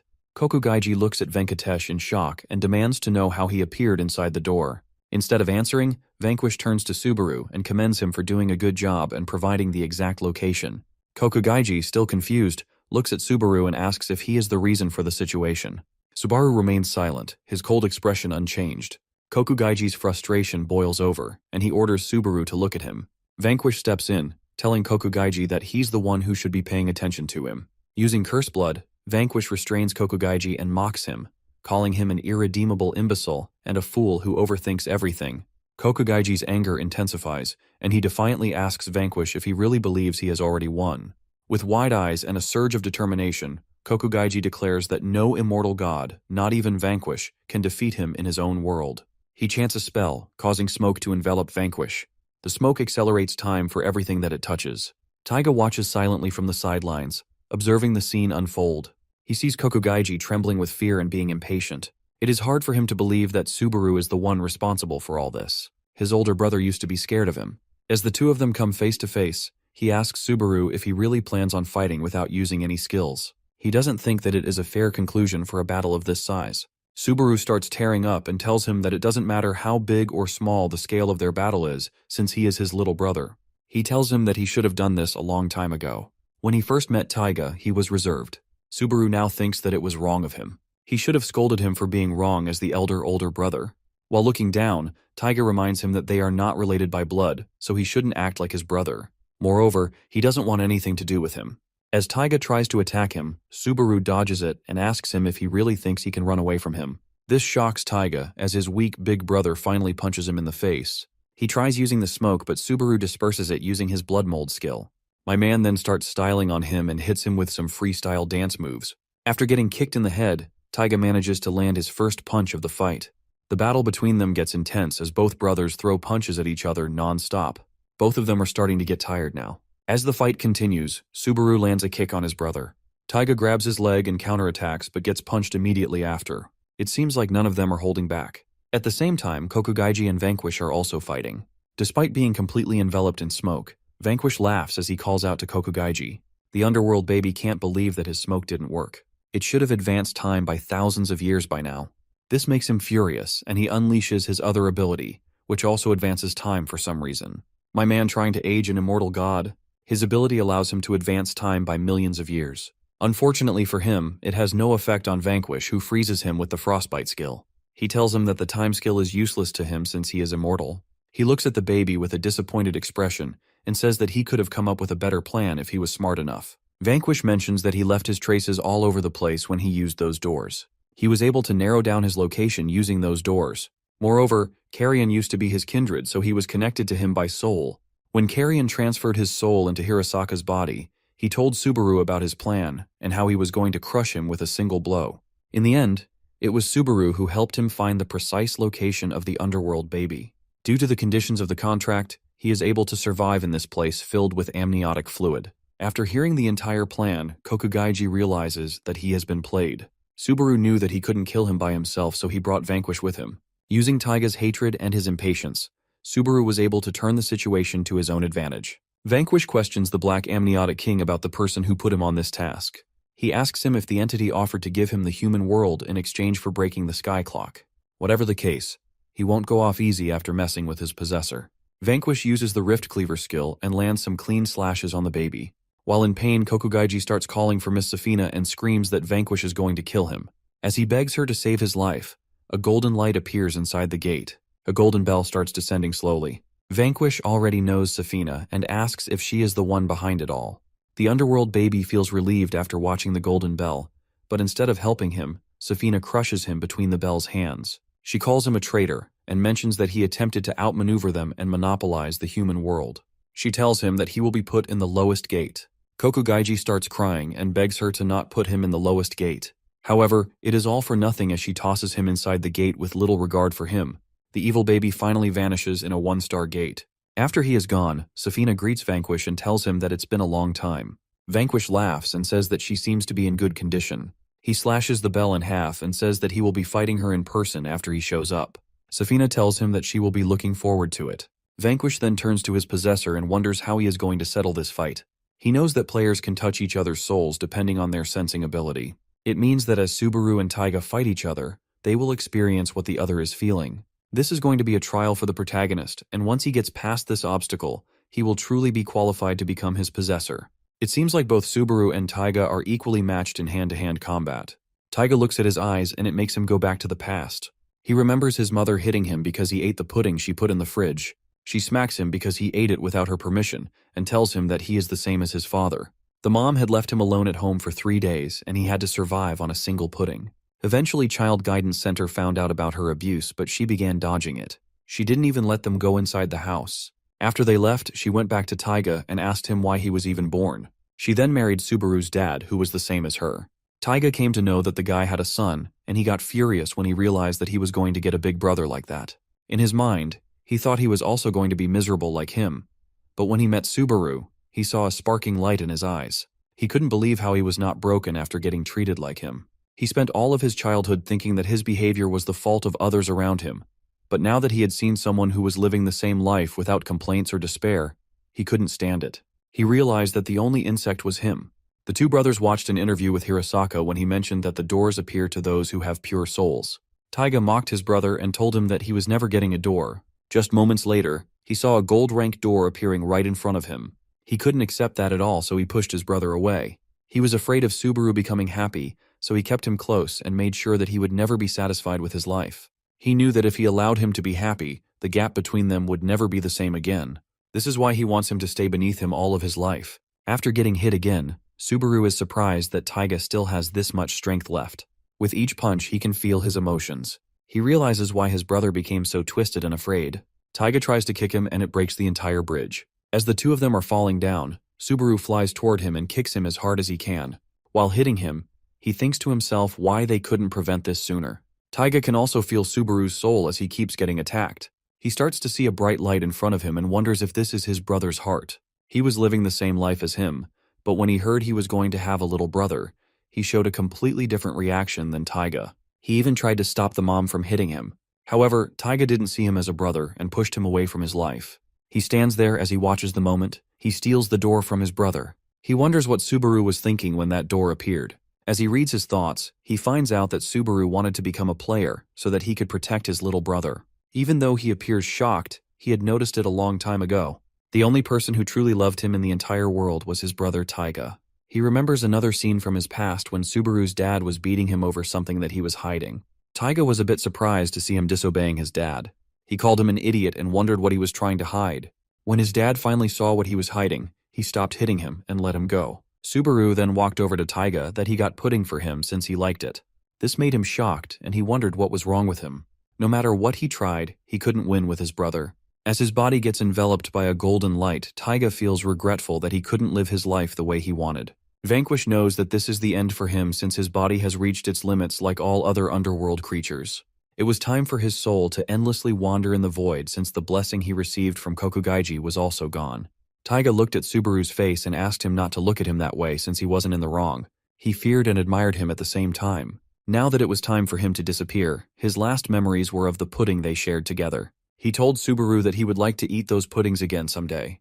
He couldn't thank him back then, but it made him happy. Hearing this makes Subaru tear up, and he can see his younger brother in front of him. As he tries to grab onto him, Taiga disappears into the void. Subaru cries his heart out thinking that his younger brother remembered the moment they ate together. He couldn't save his brother from his fate, and now he was feeling regretful. Vanquish walks over to him and tells him that the biggest misfortune for Taiga is being aware of his sins and still not doing anything to stop them. He hated himself for all the bad things he did, and it kept piling on and on with time. This ending was inevitable, ever since he stole his door. Subaru asks him if there is no other way. Vanquish becomes a therapist and tells him that it is for him to figure out for the rest of his life. He should take these memories to his deathbed and never forget them. Vanquish asks him to take as much time as he likes and says that he will wait for him. Bro casually being the best dad for Subaru. After defeating Taiga, Subaru gains some levels and items including the golden arm. It has been 3 hours since the crack appeared on the sky clock. Due to the efforts of all the players, they managed to clear 195 gates in those 3 hours.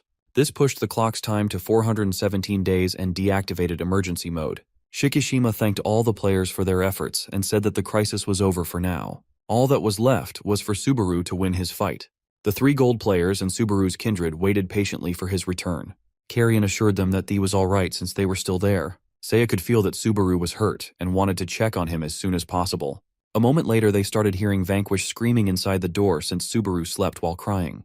He comes outside on Sushi's back while still unconscious. Everyone is happy to watch him safely come back. Even while sleeping, he is still smiling since he is dreaming of eating that pudding with his brother. A system notification appears about the update of the program. In this update, 6-star gates have been officially implemented.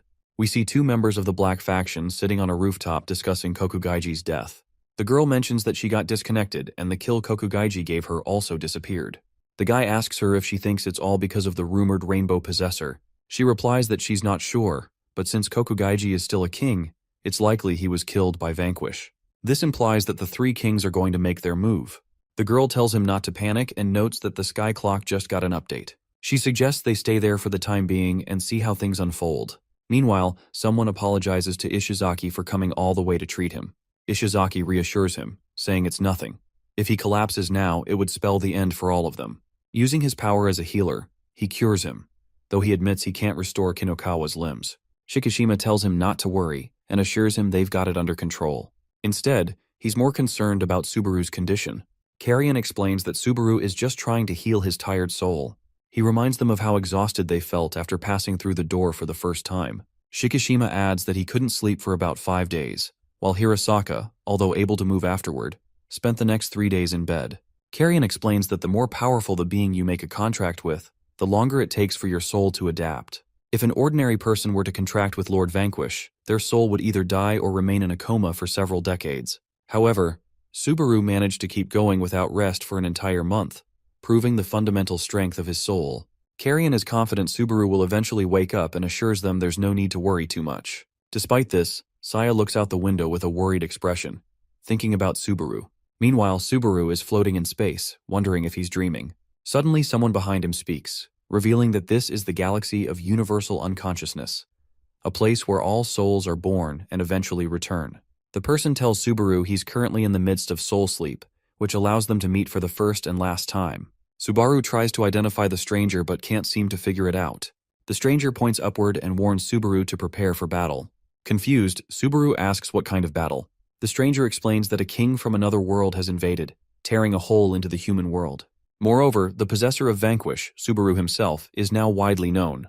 He warns that nations of copper, silver, and gold, among others, will soon invade their world.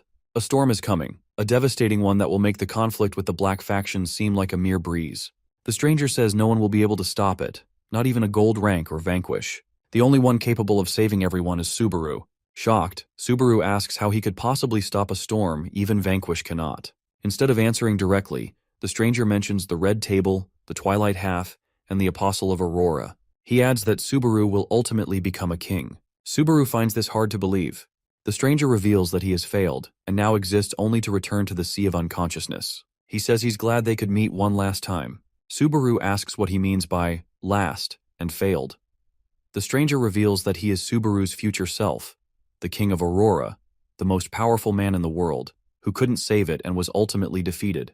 Though he can't share everything about the future, he offers Subaru some revelations and urges him not to lose his friends or the world. Subaru receives a new item called the Afterglow of the Midnight Sun, a bracelet that allows him to glimpse the memories of the deceased. The stranger tells Subaru it's time to wake up and warns that the first calamity is approaching. Wishing him good luck, the stranger says goodbye.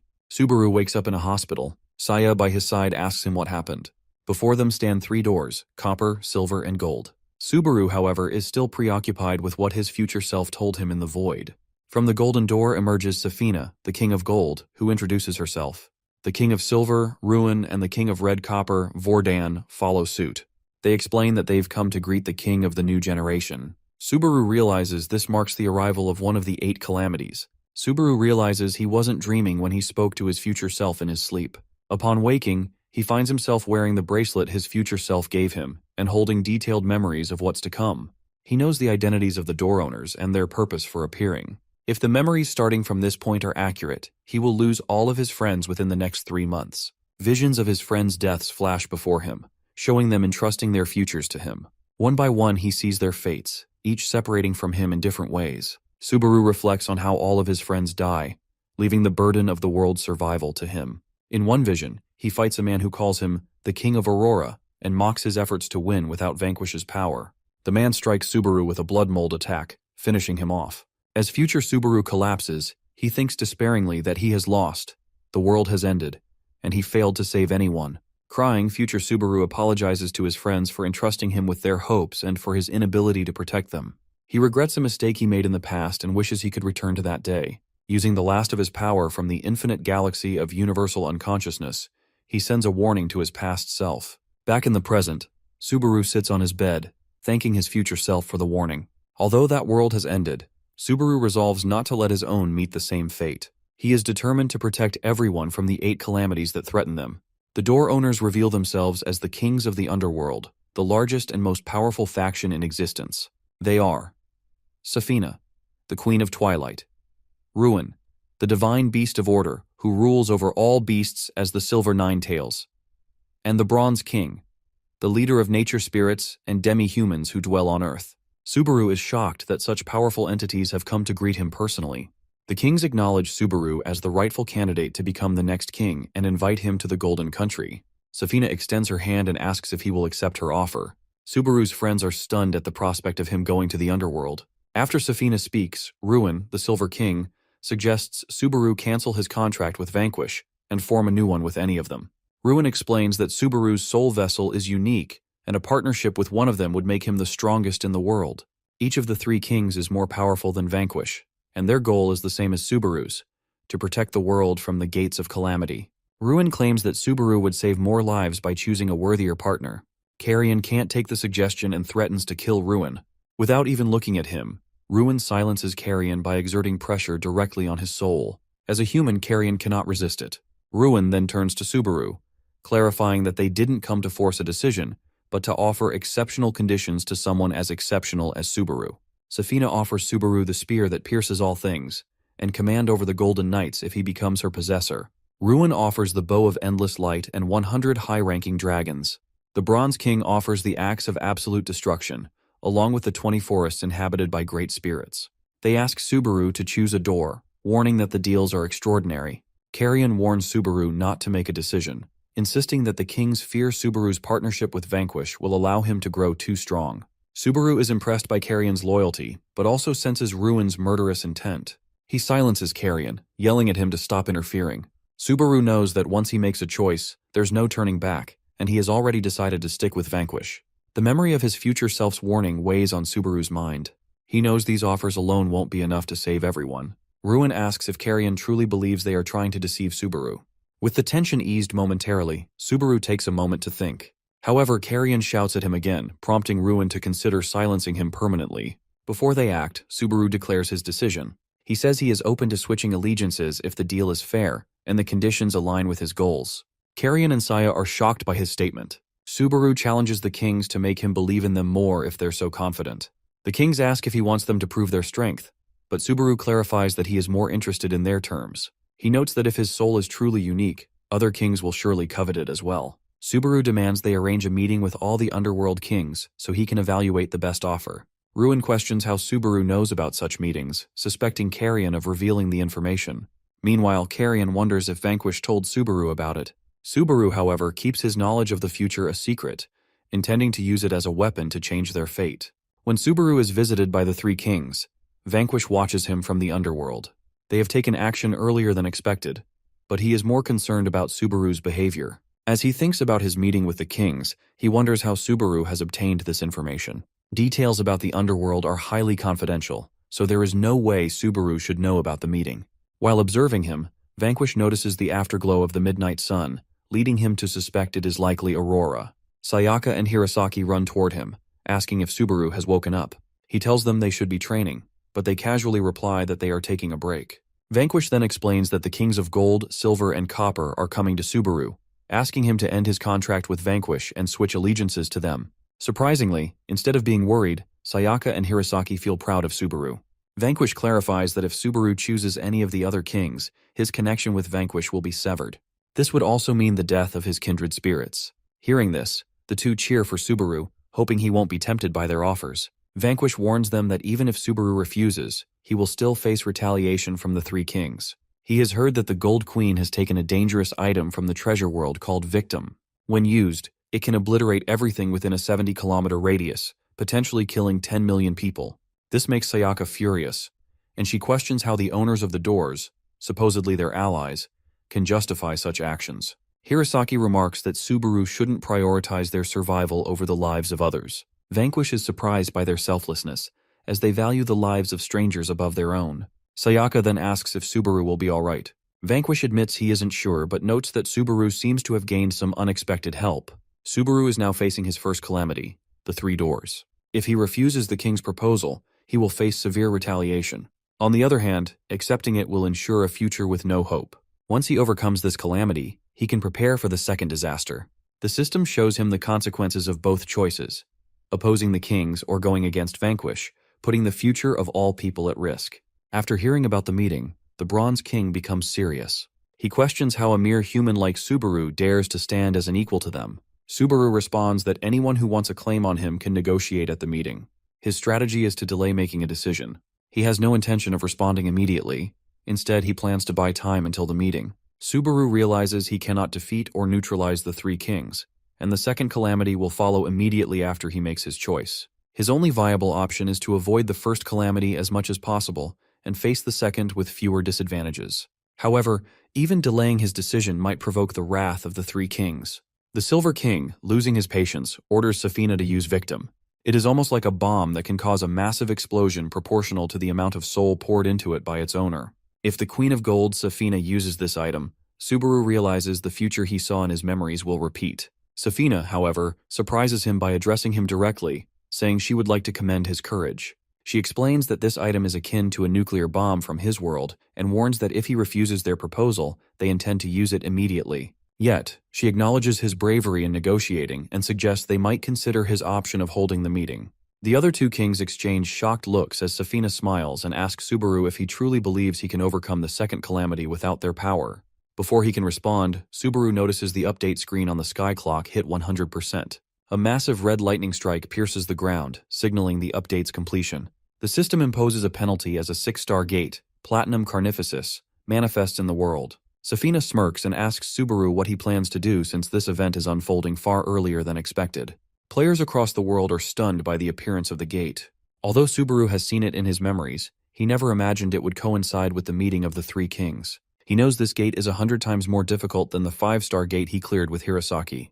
The players have only 7 days to enter the gate, with a maximum of 3 attempts and a participant limit of 10. Safina declares it impossible for Subaru to clear the gate within the 1-week deadline, especially since the king's meeting is scheduled for 2 weeks later. She offers their power to help him clear the gate immediately if he accepts their proposal. Once again, she asks if he truly intends to face the meeting without signing any contract. Realizing Safina's strategy, the other two kings begin mocking Subaru, expecting him to cave under pressure. Instead, Subaru surprises them all by confidently smiling and stating that he will not need their powers this time. His bold claim shocks the three kings. Subaru asserts that his team will clear the gate without a single sacrifice and invites the kings to observe them. Safina bursts into laughter, intrigued by his confidence. She tells Subaru that she is curious to see how he plans to clear the gate and agrees to his terms, granting him permission to attend the meeting without signing a contract. Before leaving, she warns him that if he fails to uphold his promise, she will use the victim item without hesitation. The kings bid Subaru farewell and vanish inside their respective doors. Relieved, Subaru lets out a deep sigh, finally free of the immense pressure. Saya, however, remains skeptical, doubting they can clear a 6-star gate without sacrifices given their struggles with the 5-star gate. Subaru simply laughs and reassures her that everything will be fine. With a confident grin, he reveals he knows a player capable of clearing the gate. After 6 p.m., the largest gate in history appears at the Itabashi intersection in Tokyo. A large crowd gathers behind the fencing tape, watching the commotion near the gate. The director of the Japanese Players Federation, Hizaki, announces that this is the first gate in Japan with a difficulty level of 6. He declares his intention to gather the top-ranked players to clear the gate within 1 week. Subaru stands between Saya and Carrion, asking them to read his mind. Carrion confirms Subaru's request, noting that relatives and their master can communicate through a soul connection with permission. Saya apologizes before closing her eyes alongside Carrion. Instantly, both feel sick as they see fragments of Subaru's life. Opening his eyes, Carrion shouts at Subaru, overwhelmed by the thought of his master facing death, even in the future. In his frustration, Carrion realizes how Subaru found out about the meeting with the 3 kings. When Subaru asks him if he knows where his future self encountered him, Carrion immediately tells him that it happened in the Sea of Universal Unconsciousness, a realm where egos dissolve and souls return. Carrion explains it as the final destination for souls across all worlds. This means that Subaru dove in there when his soul was close to disintegration, and then came back to normal. When Subaru inquires about the Aurora King, Carrion tells him that he is the king of a really small country, but he is unable to share any more details due to the protections of the system. Subaru speculates that the Aurora King might be an ally since he was able to acquire his power in the future. He then shares 2 reasons for wanting to attend the king's meeting: to avoid the use of victim by the 3 kings, and to meet the Aurora King and try to make him an ally. Subaru smiles briefly but quickly grows somber, apologizing for exposing such an unpleasant future. Saya and Carrion remain silent as Subaru reflects on his failure to save Taiga. He recalls how Taiga took the door from him, accepting that the outcome felt inevitable. Dropping to his knees, Subaru remembers the face of Lord Vanquish and questions whether his past choices were correct. He recalls Vanquish's words, asking him to dedicate his life to finding the answer. Determined not to repeat his mistakes, Subaru turns to his friends and asks for their support. Saya immediately kneels before him, promising to stay by his side as long as her soul existed. She wants to help him save the world from this calamity so that everyone can be happy. Carrion claims that he also wanted to say the same thing. Subaru smiles and thanks them both. He makes a determined expression and announces that the time has come for them to clear the 6-star gate without suffering any casualties. Saya and Carrion agree with his plan. As Subaru takes out his phone to explain everything to Shikishima, he notices a flood of missed calls. Carrion snatches the phone from his and advises against making contact. He makes the claim that the gold-ranked players aren't supporting them in this battle. Meanwhile, Shikishima wonders if Subaru is still asleep since he is not picking up his calls. The team flies over a dense, dark forest. Subaru stares into the distance, deep in thought. He recalls Carrion explaining how door owners can sense every move and word of their subordinates. This means that they must avoid discussing their plans openly, as the Golden Knights might leak their plans to Safina since she is their queen. Subaru imagines the catastrophic consequences if she discovers their intentions, picturing an explosion that would devastate the city. It is the same for players with copper and silver door owners. This is a bit sad that their plans and future memories are a secret between the 3 of them. Saya tells him that Sayaka and the clumsy guy also know about their secrets, since they can hear them at all times from the underworld. Hearing this, Subaru thinks for a second and starts shouting to Vanquish. He tells him that he needs to have a talk when he visits the underworld again. However, his loud cries irritate Carrion, who scolds him for shouting since the people in the underworld can still hear him even if he doesn't scream. He tells him that he just burst Hirasaka's eardrums. Saya asks him if they are really on their way to clear the 6-star gate, since she can only see mountains ahead. Subaru doesn't answer and simply laughs, and he notices that they have reached the Sea of Hitachi City. Meanwhile, in the underworld, Saya fights valiantly, defeating guards with powerful blows. Due to her training, she has no problem taking on multiple knights at the same time. The 2 bosses watch as she trains.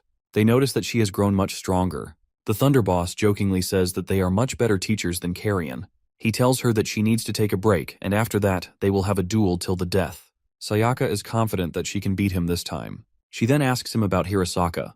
The boss tells him that he is with the prisoner. Elsewhere, Vanquish stands with Hirasaka, who faces the captured criminal Ludwig. The Knight Commander asks them to kill her. Hirasaka tells her that he won't do it since he wants her to be his swordmaster. He kneels down and reveals that he wants to be useful to his friends in the upcoming battle. He asks her again if she would train him. I didn't know the Knight Commander was a cute anime girl. Notifications flash from the system, displaying details about 6-star gates.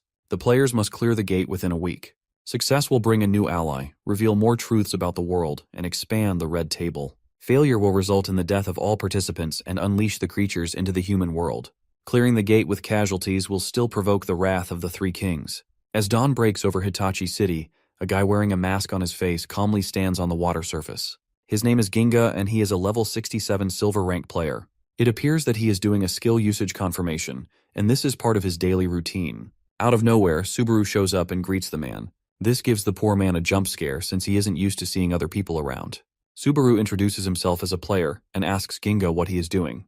The guy tells him that this is his daily routine, and he was just checking if he still had his power. Even though it has been some years, it still feels like a dream. Hearing this makes Subaru think of the visions of the future he saw earlier. He says that it would be great if the world was actually a dream. Finally, Subaru explains his purpose for meeting him and says that he wants his help with the 6-star gates. Ginga asks him if he wants him as a backup or as a reconnaissance, but Subaru shocks him by telling him that he wants him to be the main attacker and defeat one of the 3 bosses in the 6-star gate. This makes my man freak out. He questions what Subaru is trying to accomplish and says that it is impossible. Meanwhile, Saya and Carrion hover in the sky discussing the so-called main attacker. Carrion doubts this person can handle clearing the gate since he doesn't look that strong. Ginga goes on a rant and says that he will never be able to do this job. Subaru asks him to calm down and simply says that he can do it. He explains that it might seem impossible at the moment, but once he reaches level 70 and his door appears before him, he will get a new skill that is effective against the bosses in the 6-star gate. Ginga doesn't believe a word and accuses Subaru of hiding something. He is even skeptical of him being a player. Subaru tells him that he is standing on water with his skill, so it should be enough proof. Even so, Ginga remains doubtful, questioning how Subaru knows about skills and gates that haven't even appeared yet. Subaru simply smiles and invites him to join the mission to clear the 5-star gate, which will show up nearby. Once he reaches level 70, he will know if he is lying or not. Still suspicious, Ginga accuses Subaru of knowing too much, especially about the gate's location and timing. As they argue, he receives an alert about a gate appearing in Hitachi City, proving Subaru right. The MC grins, asking if he believes him now. Ginga wonders if Subaru has some kind of prediction ability, as he seems to know every detail from far away. Frustrated, he demands to see Subaru's player registration and ID to verify if he's part of the Federation. Subaru looks tired, but the guy tells him that once he shows him his ID, he will accompany him to the 5-star gate. This makes him immediately light up and start celebrating in a weird way. Even though he is skeptical about Subaru, he can sense that he is desperate. Before they head out, he tells him that he will be keeping an eye on him during their quest, since he is still skeptical. Subaru simply smiles and tells him that once he starts believing in him, he will be willing to go to hell with him. Ginga starts to feel uneasy hearing this. He points at Subaru, asking why he is behaving so familiarly when this is their first meeting. Subaru realizes his mistake since he over-familiarized himself with him without thinking. This is because, in the future, Ginga was the last comrade who stood with him. He is 19 years old at the moment and a player who is mainly active in the Ibaraki Prefecture. However, in the future, he will be known as the man who came too late. Meanwhile, Saya and Carrion hover above Subaru, watching with interest.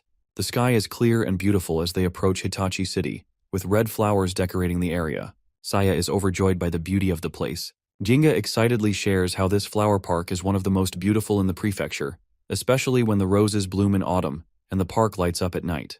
As Ginga and Saya talk, the team reaches the gate.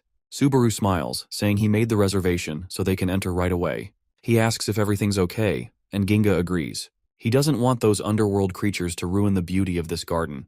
The sky turns bright red as they enter the Tower of Thorns. The system announces the name of the gate. Ginga points out the roses growing inside, noting how one of them looks so ugly. The flower monster grows from the ground and attacks Ginga, but he remains calm, freezing everything around him with his ice spear. As the monster gets covered in ice, Ginga uses his second skill, Hoarfrost, to create a huge ice wall that separates him from the monster. With a confident grin, he prepares for the next move. He throws his bag off, revealing his face. Bro had to nerf his face with the mask. His eyes glow blue as he uses his third skill, turning his legs into ice skates and racing toward the monster. In seconds, all the nearby monsters turn into ice. After the monster is defeated, the system announces that his level has increased to 68.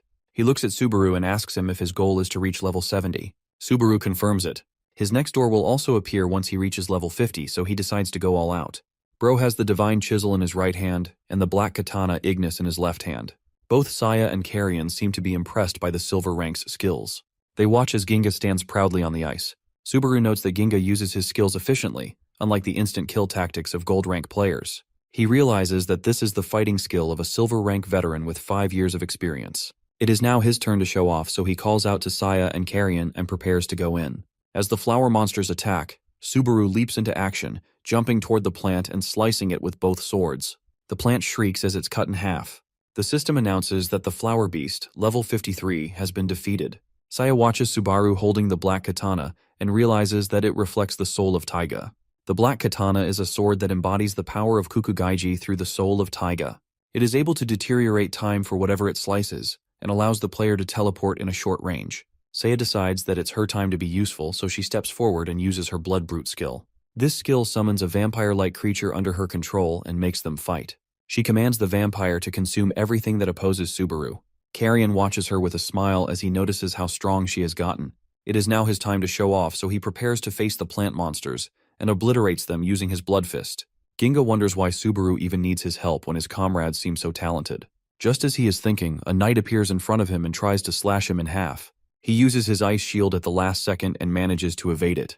He knows that this is the boss of this gate, and he is probably stronger than him. He hits the boss with his frost javelin, but the attack is easily blocked. The knight wastes no time and counterattacks him with his shield, throwing him to the ground. He looks up to see the knight approaching him to finish him off. He manages to make it out using his ice skill, but the knight is not done chasing him yet. Ginga knows that he is facing a tough opponent. The knight points his sword at him and challenges him to a one-on-one duel. Just as he accepts the duel, one of the knight's subordinates appears behind him for a surprise attack, but Ginga had already predicted it. Since he is so skeptical, he doesn't think that the knight would fight fair. He kills the subordinate and asks the knight to come at him without any tricks. As soon as the knight charges at him, he notices Subaru approaching him from the side. However, he is still able to respond quickly and blocks his attack. Despite having his shield up, Subaru uses the black katana to deteriorate it and goes in for the kill. The knight puts up a good fight, which makes him smile, and he asks him to fight him fair and square. As soon as he says this, Ginga freezes the knight using his skill. Subaru reveals that it is prohibited to fight fair and square in his school. The two of them then work together and destroy the knight using their skills while he is frozen. This pushes Subaru to level 51 and Ginga reaches level 70. Both of them can now access the doors. As the door of trial appears, Ginga looks back at Subaru and asks him how much he knows. The MC even knows about his death, but he chooses to stay quiet since he doesn't want the Silver King to find out anything. He simply says that he can't explain it to him at the moment. At the same time, Saya and Carrion show up after clearing the rest of the gate. Saya looks at the door in front of Ginga and realizes that the fate of the world depends on the skill he is about to acquire from that gate. Before entering the gate, Subaru calls him out and lets him know that he is counting on him. The guy tells him that he will only accompany him to the gate if he gets the skill that will allow him to take it on. Subaru confidently tells him that it's alright since he will definitely get that skill. As he is about to enter his rainbow door, Saya notices that he looks a bit nervous. He enters the door to see a blue sky. He hears the voice of Sayaka, who smiles and tells him that she has been waiting for him. All this time he wanted to meet her and apologize for what happened, but now that she is actually in front of him, the words won't come. She asks him why he is so quiet, and he immediately changes the conversation to Vanquish. Sayaka tells him that he went somewhere else after telling her that it was better to spend some private time with her friend. He also told her that she would be the one to give him the trial this time. Sayaka immediately goes into battle mode and asks him to come at her with the intent of killing her because she will do the same. Subaru accepts her challenge, but he is surprised to see just how fast she moves. He manages to dodge her attack using the katana. She turns back and hits him with the thunderbolt, but Subaru blocks it using his curse blood spell. Sayaka feels annoyed that he is blocking all of her attacks, but he gives her no time to think. As the two of them continue fighting, he takes out the divine chisel. Before he can attack, he notices her using the golden arm, and he finally realizes that she has become stronger. Vanquish and the Thunder Killim watch this battle from afar. The Thunder Boss mentions how Subaru talked about growing stronger with the girl when he pierced his heart. Now that he is training her, he realizes that she is great and has a lot of motivation. Meanwhile, the trail has finally concluded and Subaru manages to beat Sayaka. As they both lie on the ground, he tries asking her a question, but before he even starts, she tells him that she will help him prevent the calamity. She says that she has already made a promise to him, so she will never betray him. Subaru remembers the time when they first met and she joined him on his quests as his comrade. He starts crying and thanks her for sticking with him. Back at Ginga's door, he faces the arcane of Ice Wings, who is the owner of his door. Bro looks like a Pokemon. Ginga has finally cleared the trial and gained his new skill. He wonders if it will be enough to beat the 6-star gate. His skill is called the Ice 9. After the trial is over, Vanquish shows up and asks Subaru if he is done. Sayaka asks him about Kilim and he tells her that he has already left. He can feel his power synchronizing with Subaru and says that the day is not far when he will regain even more power. However, he still saw him dying in the future. Vanquish asks him to tell him everything so they can come up with a plan. After Subaru gets out of the door, he sees the entire gate covered in ice. He turns back to see Carrion and Saya still without any injuries. They point towards Ginga, who is standing behind Subaru with a serious expression. He asks him why he took so long even though time flows at a slower pace inside the door. He has already defeated the boss of the 5-star gate by himself. He tells Subaru that he was right, and his new skill may be effective against the 6-star boss if certain conditions are met. After clearing the gate in 19 minutes, his level goes up to 74. Meanwhile, Shikishima has already assembled a team of players outside the 6-star gate. Among them are 4 silver rank players, including a healer, and 4 gold rank players. Shikishima mentions 2 of the gold ranks and thanks them for coming all this way to help. One of them, named Akira, says that he doesn't really like the air in this city. His friend Mei tells him to stop talking. The guy says that he has no intention of protecting places when Hirasaka is no longer there. He asks Shikishima to hurry up and clear the gate since he wants to get out. Shikishima explains that they can't lock the door, which means that they can enter and exit as they like, but the enemies will be roaming inside the gate before they even enter, so they can't send a team beforehand. They have to go in with 0 information. The door is also 10 times more difficult than a 5-star gate with a 7-day time limit. Akira goes on a yapping session, which is fortunately stopped by Kinokawa, who has just arrived at the scene.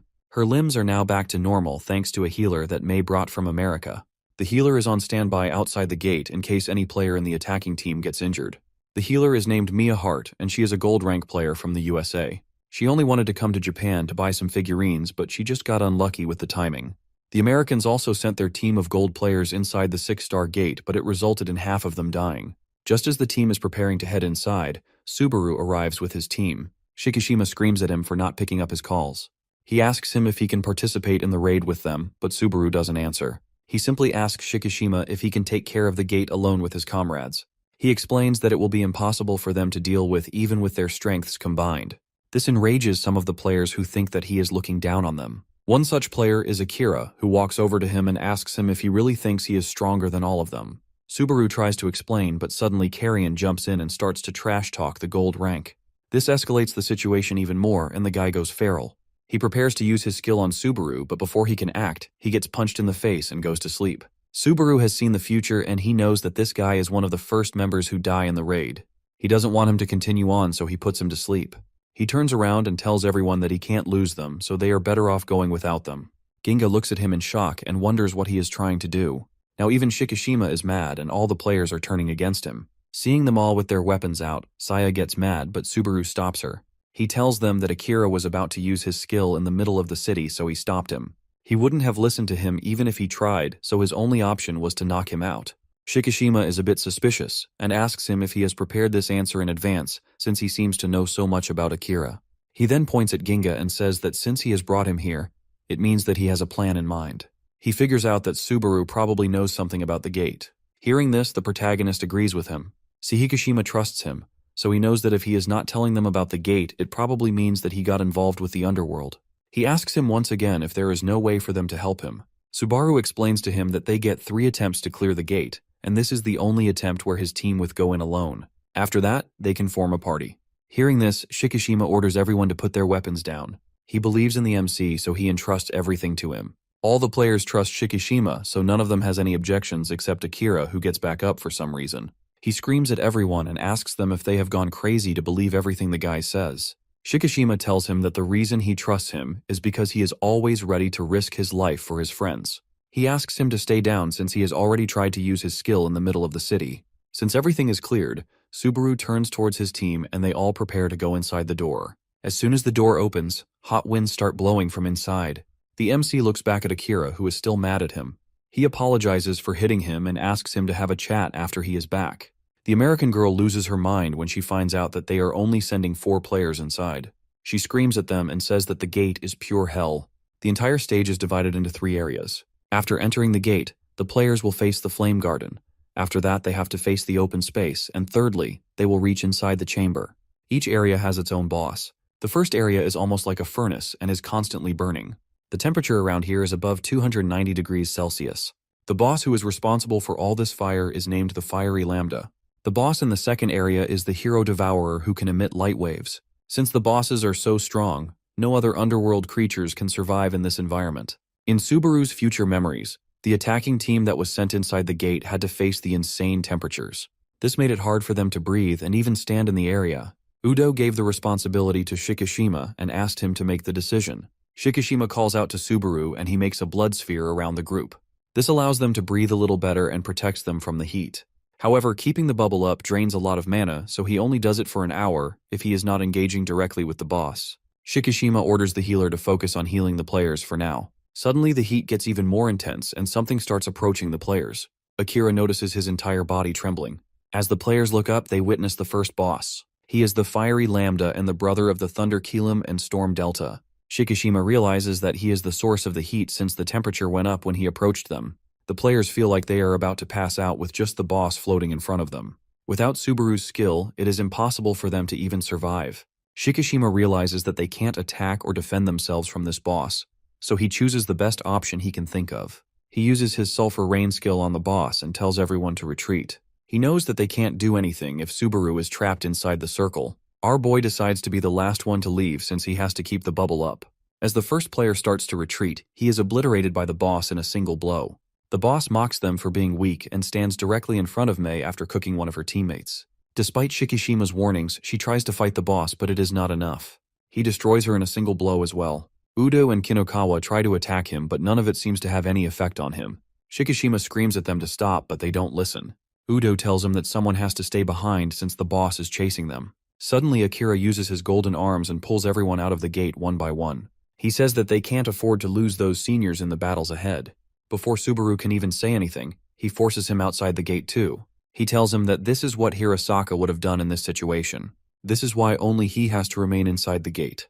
He combines his skill with his armory and brings out 8 golden arms. The Fiery Lambda is impressed by his bravery and honors him with an introduction. He tells him that he will go all out to respect him. In his final moments, Akira calls out to Subaru and tells him to beat the boss for him. 3 players were killed trying to take down the Fiery Lambda. They finally managed to defeat it in their second assault after losing 2 more players. Back to the present time, Subaru was inside the gate once again. This time he was wearing a special suit made out of his skill. As the Fiery Lambda excitedly flies towards him, he is ready to finish him off in one go without losing any of his comrades. In addition to being strong in his offense, the Fiery Lambda also has insane defensive abilities, which provide him resistance from all types of skills and attacks. He had grown bored after staying inside the door for so long, so his daily routine is to play with the Dragon of Light. As the two of them are fighting, the Dragon of Light senses some intruders inside the gate. They pause their fight and the Fiery Lambda goes to take the intruders out.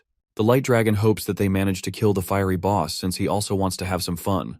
While leaving, the Fiery Lambda tells him to fight the first boss if he is really that bored. This scares the Dragon of Light since he knows he will have no chance of going against that boss. The boss in the first area is the former commander of the Golden Knights, and his name is Illick. Ginga notices that he doesn't really feel any heat even though they are in extreme temperatures. This is thanks to the heat-resistant armor made by Subaru. He used his previous memories of the raid to come up with this armor, which allows the players to constantly maintain their internal body temperature. However, since it consumes a lot of mana, they need to defeat the boss in less than 10 minutes, or the suits will explode, and they will die. Carrion mentions that they don't even need 10 minutes, since if they can't defeat the boss in more than 3 minutes, they will probably lose. Subaru knows that their opponent is a lot stronger than them, and they only have one chance to defeat him, so this battle should be won instantly. The temperatures inside their suits begin to rise as the boss approaches. 1 minute has already passed and Subaru realizes that it's time for him to make his appearance. He instructs Ginga to use his mana until he tells him to do it. Ginga can already feel the pressure from the boss as he floats in front of them. Carrion also knows that he can't defeat this boss with the body he has at the moment. This is why they came up with a plan. The Fiery Lambda looks at them with surprise as they prepare to execute their plan. He gets a bit excited and asks them to showcase their power. Instead of attacking him, they start crying and beg him not to attack them. This confuses him and he watches them in silence. My man getting gaslighted. They tell him that they are originally from the underworld, and they have brought some useful information to him regarding his siblings. As soon as they mention his brothers, the fire boss becomes interested. He asks them where they are. Subaru met with Carrion and Saya the previous day, and talked about his memories of the future. When Carrion realizes that he didn't take any of his kindred inside the door, he gets mad. He knew that he was trying to protect the bodies of Hirasaka and Sayaka. Subaru apologizes to him and assures him that it won't happen again. Carrion reveals that he has fought against the fiery Lambda before in the underworld, and he will be the one to kill him. Back inside the gate, the boss gets closer to him and asks him if his brothers are actually alive. He knew that the boss would take the bait if he mentioned the brothers. He apologizes to him and tells him that his fire is too strong for them. Hearing this, the boss lowers the temperature, which makes it easier for them to breathe. He asks them for his brothers again. Now that the fire is gone, Ginga can get close to the boss.